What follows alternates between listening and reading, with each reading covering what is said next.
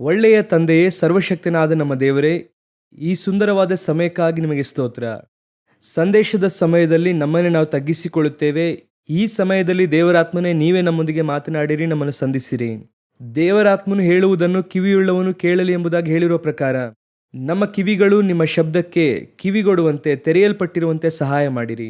ಮಹಿಮೆಯುಳ್ಳ ಕರದ ಕೆಳಗೆ ತಗ್ಗಿಸಿಕೊಳ್ಳುತ್ತೇವೆ ನಮ್ಮ ದೇವರಾದ ಯೇಸುವಿನ ನಾಮದಲ್ಲಿ ತಂದೆ. ಹಾಲೆಲೂಯ. ಮತ್ತಾಯನ ಬರೆದ ಸುವಾರ್ತೆ 21ನೇ ಅಧ್ಯಾಯ 4ನೇ ವಾಕ್ಯ. ಒಬ್ಬ ಪ್ರವಾದಿಯ ಮುಖಾಂತರ ಹೇಳಿದ ಮಾತು ನೆರವೇರುವಂತೆ ಇದು ಆಯಿತು. ಸತ್ಯವೇದದಲ್ಲಿ ಯೇಸು ಕ್ರಿಸ್ತನ ಜೀವಿತದಲ್ಲಿ ನಡೆಯುವಂಥ ಒಂದೊಂದು ಕಾರ್ಯಗಳ ಹಿಂದೆ ಒಂದು ಆತ್ಮಿಕ ಅರ್ಥ ಇರುತ್ತದೆ. ಆ ಆತ್ಮಿಕ ಅರ್ಥದ ಮುನ್ಸೂಚನೆಯಾಗಿಯೇ ಕಾರ್ಯಗಳು ಸತ್ಯವೇದದಲ್ಲಿ ಹೇಳಲ್ಪಟ್ಟಿರುತ್ತದೆ.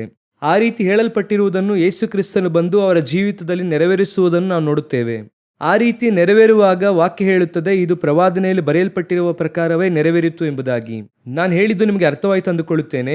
ಯೇಸು ಕ್ರಿಸ್ತನ ಜೀವಿತದಲ್ಲಿ ನಡೆಯುವಂತಹ ಸಂಭವಗಳೆಲ್ಲ ಪ್ರವಾದನೆಯಾಗಿ ವಾಕ್ಯದಲ್ಲಿ ಮುಂಚಿತವಾಗಿ ತಿಳಿಸಲ್ಪಟ್ಟಿದೆ. ಅಂದರೆ ಅವರ ಜನನ ಮೊದಲುಗೊಂಡು ಅವರು ಹುಟ್ಟುವಾಗ ನಕ್ಷತ್ರ ಕಾಣಿಸುತ್ತದೆ, ಅದು ಕೂಡ ವಾಕ್ಯದಲ್ಲಿ ಪ್ರವಾದನೆಯಾಗಿ ಹೇಳಲ್ಪಟ್ಟಿದೆ. ಅವರು ಒಬ್ಬ ಕನ್ನಿಕೆಯ ಉದರದಲ್ಲಿ ಜನಿಸುತ್ತಾರೆ, ಇದನ್ನು ಯೆಶಾಯ ಪ್ರವಾದನೆಯಾಗಿ ಹೇಳುತ್ತಾರೆ. ಆನಂತರವಾಗಿ ಅವರು ದೇವಾಲಯದಲ್ಲಿ ಪ್ರಸಂಗ ಮಾಡುತ್ತಾರೆ, ಆನಂತರ ಕುರುಡರ ಕಣ್ಣುಗಳನ್ನು ತೆರೆಯುತ್ತಾರೆ. ಇದೆಲ್ಲವೂ ಕೂಡ ಯೆಶಾಯದಲ್ಲಿ ಇರುತ್ತದೆ, ಕೀರ್ತನೆಗಳಲ್ಲಿ ಇರುತ್ತದೆ. ಯಜ್ಞದ ಕುರಿಮರಿಯಾಗಿ ಕೊಂಡೊಯ್ಯಲ್ಪಡುತ್ತಾರೆ, ಇದು ಯೆಶಾಯದಲ್ಲಿ ಇರುತ್ತದೆ. ನನ್ನ ವಸ್ತ್ರವನ್ನು ಚೀಟಿ ಹಾಕಿದರು, ಇದು ಕೀರ್ತನೆಗಳಲ್ಲಿ ಇರುತ್ತದೆ. ಈ ರೀತಿ ಯೇಸು ಕ್ರಿಸ್ತನ ಕುರಿತಾಗಿ ಎಲ್ಲಾ ಕಾರ್ಯಗಳು ಪ್ರವಾದನೆಯಾಗಿರುತ್ತದೆ. ಅದು ಹಾಗೆ ಯೇಸುವಿನ ಜೀವಿತದಲ್ಲಿ ನಡೆಯುತ್ತದೆ. ಆ ರೀತಿಯಾಗಿ ಒಂದೊಂದಾಗಿ ನೆರವೇರಿಸುತ್ತಾ ಬರುತ್ತಾರೆ. ಹಾಗೆ ನೆರವೇರುವಾಗ ವಾಕ್ಯ ಹೇಳುತ್ತದೆ, ಇದೆಲ್ಲ ಪ್ರವಾದನೆಯಾಗಿ ಹೇಳಲ್ಪಟ್ಟಿದೆ ಎಂಬುದಾಗಿ. ಮತ್ತಾಯನ ಸುವಾರ್ತೆಯಲ್ಲಿ ಮಾತ್ರ ನೋಡುವುದಾದರೆ ಒಂದೊಂದು ಸಂಭವದ ಕುರಿತು ಹೇಳುತ್ತಲೇ ಬರುತ್ತಾರೆ. ಯೇಸು ಕ್ರಿಸ್ತನ ಜನನದಿಂದ ಯೇಸು ಕತ್ತೆಯ ಮೇಲೆ ಬರುತ್ತಾರೆ, ಆನಂತರ ಯೇಸು ಶಿಲುಬೆಗೆ ಇರುತ್ತಾರೆ ಎಂದು ಎಲ್ಲದರ ಕುರಿತು ಹೇಳುತ್ತಾರೆ. ಹಾಗಿರುವಾಗ ಇದರಲ್ಲಿ ನಿರ್ದಿಷ್ಟವಾಗಿ ಇದು ಏನೋ ಒಂದು ಹಬ್ಬವಾಗಿಯೋ ಅಥವಾ ಏನೋ ವರ್ಷಕ್ಕೆ ಒಮ್ಮೆ ನಡೆಯುವಂಥ ಒಂದು ಸಂಭವವಾಗಿ ಇಲ್ಲಿ ಹೇಳಲ್ಪಡದೆ, ಈ ಸಂಭವ ನಿರ್ದಿಷ್ಟವಾಗಿ ಯೇಸು ಕ್ರಿಸ್ತನು ಕತ್ತೆಯ ಮೇಲೆ ಪ್ರಾಯದ ಕತ್ತೆ ಮರಿಯನ್ನು ಹತ್ತಿದವನಾಗಿ ಬರುತ್ತಾನೆಂದು ಹೇಳಲ್ಪಟ್ಟಿರುವಂಥದ್ದು ಪ್ರವಾದನೆಯಾಗಿ ಹೇಳಲ್ಪಟ್ಟಿದೆ. ಯಾತಕ್ಕಾಗಿ ಪ್ರವಾದನೆ ಹೇಳಲಾಯಿತು? ಈ ಪ್ರವಾದನೆಯ ಹಿಂದೆ ಇರುವಂತಹ ಸಂಭವವೇನು? ಅದನ್ನೇ ನಾವಿವತ್ತು ನೋಡಲಿದ್ದೇವೆ. ಸಾಮಾನ್ಯವಾಗಿ ಯೇಸು ಕ್ರಿಸ್ತನು ಮಾಡುವಂತಹ ಅಥವಾ ಹೇಳುವಂತಹ ಸಂಭವಗಳನ್ನು ನೀವು ಕೇವಲ ಸಾಂಪ್ರದಾಯವಾಗಿ ನೋಡಿ ಅದನ್ನು ಮಾಡುವುದಾದರೆ, ಹಾಗಾದರೆ ಅವರು ಪ್ರವಾದನೆಯಾಗಿ ಹೇಳಿ ಆತ್ಮಿಕವಾಗಿ ಅವರು ಹೇಳಿದರಲ್ಲಿ ಅರ್ಥವಿಲ್ಲದ ಹಾಗಾಗುತ್ತದೆ. ಕೇವಲ ಲೌಕಿಕವಾಗಿ ಮಾತ್ರ ತೆಗೆದುಕೊಳ್ಳುವುದಾದರೆ ಯಾವ ಪ್ರಯೋಜನವಿಲ್ಲ. ಆ ನಂತರ ನಮಗೆ ಏನು ಹೇಳುವುದಕ್ಕೆ ಅವರು ಬರುತ್ತಾರೆ, ಅದರಿಂದ ನಮಗೆ ಏನು ಕಲಿಸಿಕೊಡುವುದಕ್ಕೆ ಬರುತ್ತಾರೆ ಎನ್ನುವುದೇ ಬಹಳ ಇಂಪಾರ್ಟೆಂಟ್. ಉದಾಹರಣೆಗೆ, ಇಸ್ರಾಯೇಲ್ಯರು ಮಾಡಿದಂಥ ತಪ್ಪುಗಳಲ್ಲಿ ಒಂದು ತಪ್ಪು ಏನೆಂದರೆ, ಯೇಸು ಕ್ರಿಸ್ತನಿಗೆ ಮುನ್ಸೂಚನೆಯಾಗಿ ಪಸ್ಕಾ ಕುರಿಮರಿಯ ಕುರಿತಾಗಿ ಹೇಳಲ್ಪಟ್ಟಿದೆ. ಆದರೆ ಅವರು ಪಸ್ಕಾ ಕುರಿಮರಿಯನ್ನು ಕುರಿಮರಿಯಾಗಿ ಮಾತ್ರ ತೆಗೆದುಕೊಂಡರು. ಅದರ ಹಿಂದೆ ಇರುವಂಥದ್ದನ್ನು ಅವರು ಪರಿಶೋಧಿಸಿ ನೋಡಲಿಲ್ಲ. ಯೇಸುವೇ ಹೇಳುತ್ತಾರೆ, ಧರ್ಮಶಾಸ್ತ್ರವನ್ನು ಶೋಧಿಸಿ ನೋಡಿ, ಅದು ನನ್ನ ಕುರಿತಾಗಿ ಸಾಕ್ಷಿ ಕೊಡುತ್ತದೆ ಎಂದು ಹೇಳುತ್ತಾರೆ. ಹಾಗಾದ್ರೆ ಪರಿಶೋಧಿಸಿ ನೋಡಿದ್ರೆ ಸಾಕ್ಷಿ ಕೊಡುತ್ತದೆ. ಆ ರೀತಿ ಪರಿಶೋಧಿಸಿ ನೋಡಿ ಅನೇಕರು ಯೇಸು ಕ್ರಿಸ್ತನ ಕುರಿತು ತಿಳಿದು ಕಾದಿದ್ದರು ಎಂಬುದಾಗಿ ವಾಕ್ಯ ಹೇಳುತ್ತದೆ. ದೇವರು ತಾನೇ ಕಟ್ಟಿ ನಿರ್ಮಿಸಿದಂಥ ಅಸ್ತಿವಾರವುಳ್ಳ ಪಟ್ಟಣಕ್ಕೆ ಅವರು ಕಾದಿದ್ದರು. ಸೊ ಈ ವೇದ ವಾಕ್ಯವನ್ನು ನಾವು ಪರಿಶೋಧಿಸಿ ನೋಡುವಾಗ ಅದು ಯಾತಕ್ಕಾಗಿ ಕೊಡಲ್ಪಟ್ಟಿದೆ, ಅದರ ಹಿಂದೆ ಇರುವಂತಹ ದೇವರ ಯೋಜನೆ ಏನೆಂಬುದಾಗಿ ನಾವು ಅರ್ಥ ಮಾಡಿಕೊಳ್ಳುವುದಕ್ಕೆ ಸಾಧ್ಯ. ಈಗ ಇವತ್ತು ನಾವೀಗ ಒಂದು ಸಂಭವವನ್ನು ನೋಡಿದ್ದೇವೆ ಅಲ್ವಾ? ಈ ವಾಕ್ಯ ಅದಕ್ಕೆ ಅಡಿಪಾಯವಾದ ವಾಕ್ಯ. ಅದಕ್ಕನುಸಾರವಾಗಿ ನೀವಿವತ್ತು ಈ ಪಾಮ್ ಸಂಡೆ ಮಾಡುತ್ತಿದ್ದೀರಾ.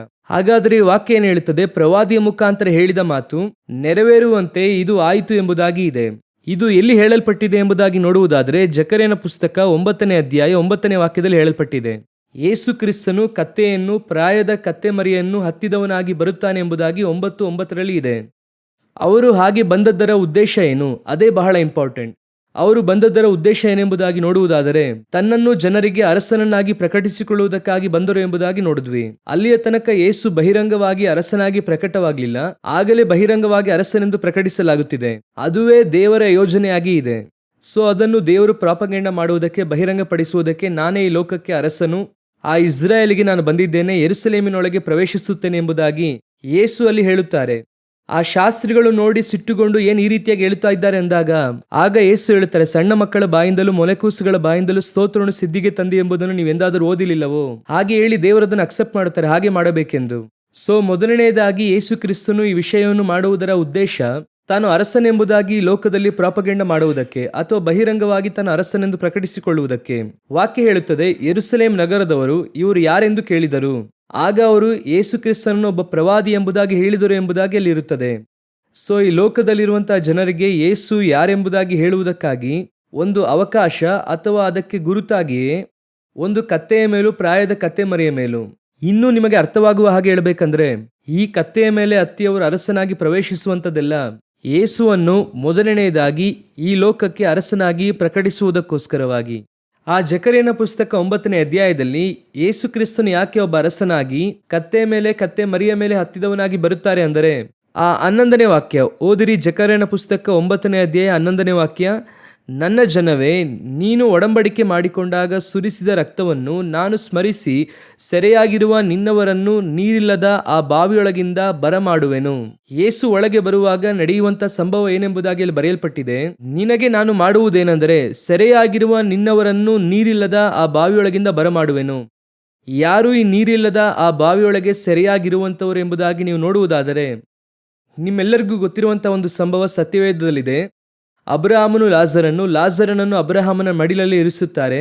ಅಲ್ಲಿ ಒಬ್ಬ ಶ್ರೀಮಂತನು ಕೆಳಗಿನ ಪಾತಾಳದಲ್ಲಿದ್ದಾನೆ, ಅಬ್ರಹಾಮನು ಮೇಲ್ಪಾತಾಳದಲ್ಲಿದ್ದಾರೆ. ಈಗ ಇವರಿಬ್ಬರ ನಡುವೆ ಒಂದು ಅಂತರ ಇದೆ. ಅಲ್ಲಿ ಅನೇಕ ಸಂಭಾಷಣೆ ನಡೆಯುತ್ತದೆ. ಆ ಕಾನ್ವರ್ಸೇಷನ್ ಅಲ್ಲಿ ಆ ಒಂದು ಶ್ರೀಮಂತನು ಅಬ್ರಹಾಮನ್ನು ನೋಡಿ ಒಂದು ಪ್ರಶ್ನೆ ಕೇಳುತ್ತಾರೆ.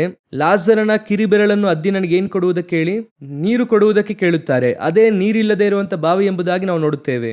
ಹಳೆಯ ಒಡಂಬಡಿಕೆಯ ಪ್ರಕಾರ ಯೇಸು ಕ್ರಿಸ್ತನು ಬರುವ ತನಕ ಹಳೆಯ ಒಡಂಬಡಿಕೆಯಲ್ಲಿದ್ದಂಥ ಎಲ್ಲ ದೇವಭಕ್ತರು ಹಳೆಯ ಒಡಂಬಡಿಕೆಯಲ್ಲಿ ಮೇಲ್ಪಾತಾಳ ಎನ್ನುವಂಥ ಸ್ಥಳಕ್ಕೇನೆ ಹೋದರು. ಯೇಸು ಕ್ರಿಸ್ತನ ಮರಣದಲ್ಲಿಯೇ ಸಮಾಧಿಗಳು ತೆರೆಯಲ್ಪಡುತ್ತದೆ, ದೇವಭಕ್ತರು ಕಾಣಲ್ಪಡುತ್ತಾರೆ, ಅವರು ಪುನರುತ್ಥಾನವಾಗಿ ಅವರೊಂದಿಗೆ ಪರದೇಶಿಗೆ ಹೋಗುತ್ತಾರೆ. ಅಲ್ಲಿಯ ತನಕ ಅವರೆಲ್ಲರೂ ಕೂಡ ಪಾತಾಳಕ್ಕೆ ಹೋದರು. ಆದ್ದರಿಂದಲೇ ಮರಣಕ್ಕೆ ಅಧಿಪತಿ ಸೈತಾನ ಎಂಬುದಾಗಿ ನಾವು ಹೇಳುತ್ತೇವೆ. ಎಲ್ಲಿಯ ತನಕ? ಯೇಸು ಮರಣದಿಂದ ಅವರನ್ನು ಜಯಿಸುವ ತನಕ. ಹಾಗಾದ್ರೆ ಅಲ್ಲಿಯವರೆಗೂ ಇವರೆಲ್ಲ ಎಲ್ಲಿದ್ದಾರೆ ಅಂದ್ರೆ ಮೇಲ್ಪಾತಾಳ, ಕೆಳಗಿನ ಪಾತಾಳ ಎನ್ನುವಂತ ಸ್ಥಳದಲ್ಲೇ ಇದ್ದಾರೆ. ಆದ್ದರಿಂದ ಹಳೆಯ ಒಡಂಬಡಿಕೆಯಲ್ಲಿ ದೇವಭಕ್ತರೆಲ್ಲರೂ ಕೂಡ ಹೇಳುವಾಗ ಈಗ ನಾವೆಲ್ಲ ಪರಲೋಕ ಅಂತ ಹೇಳುತ್ತೇವಲ್ಲ ಸತ್ತ ನಂತರ.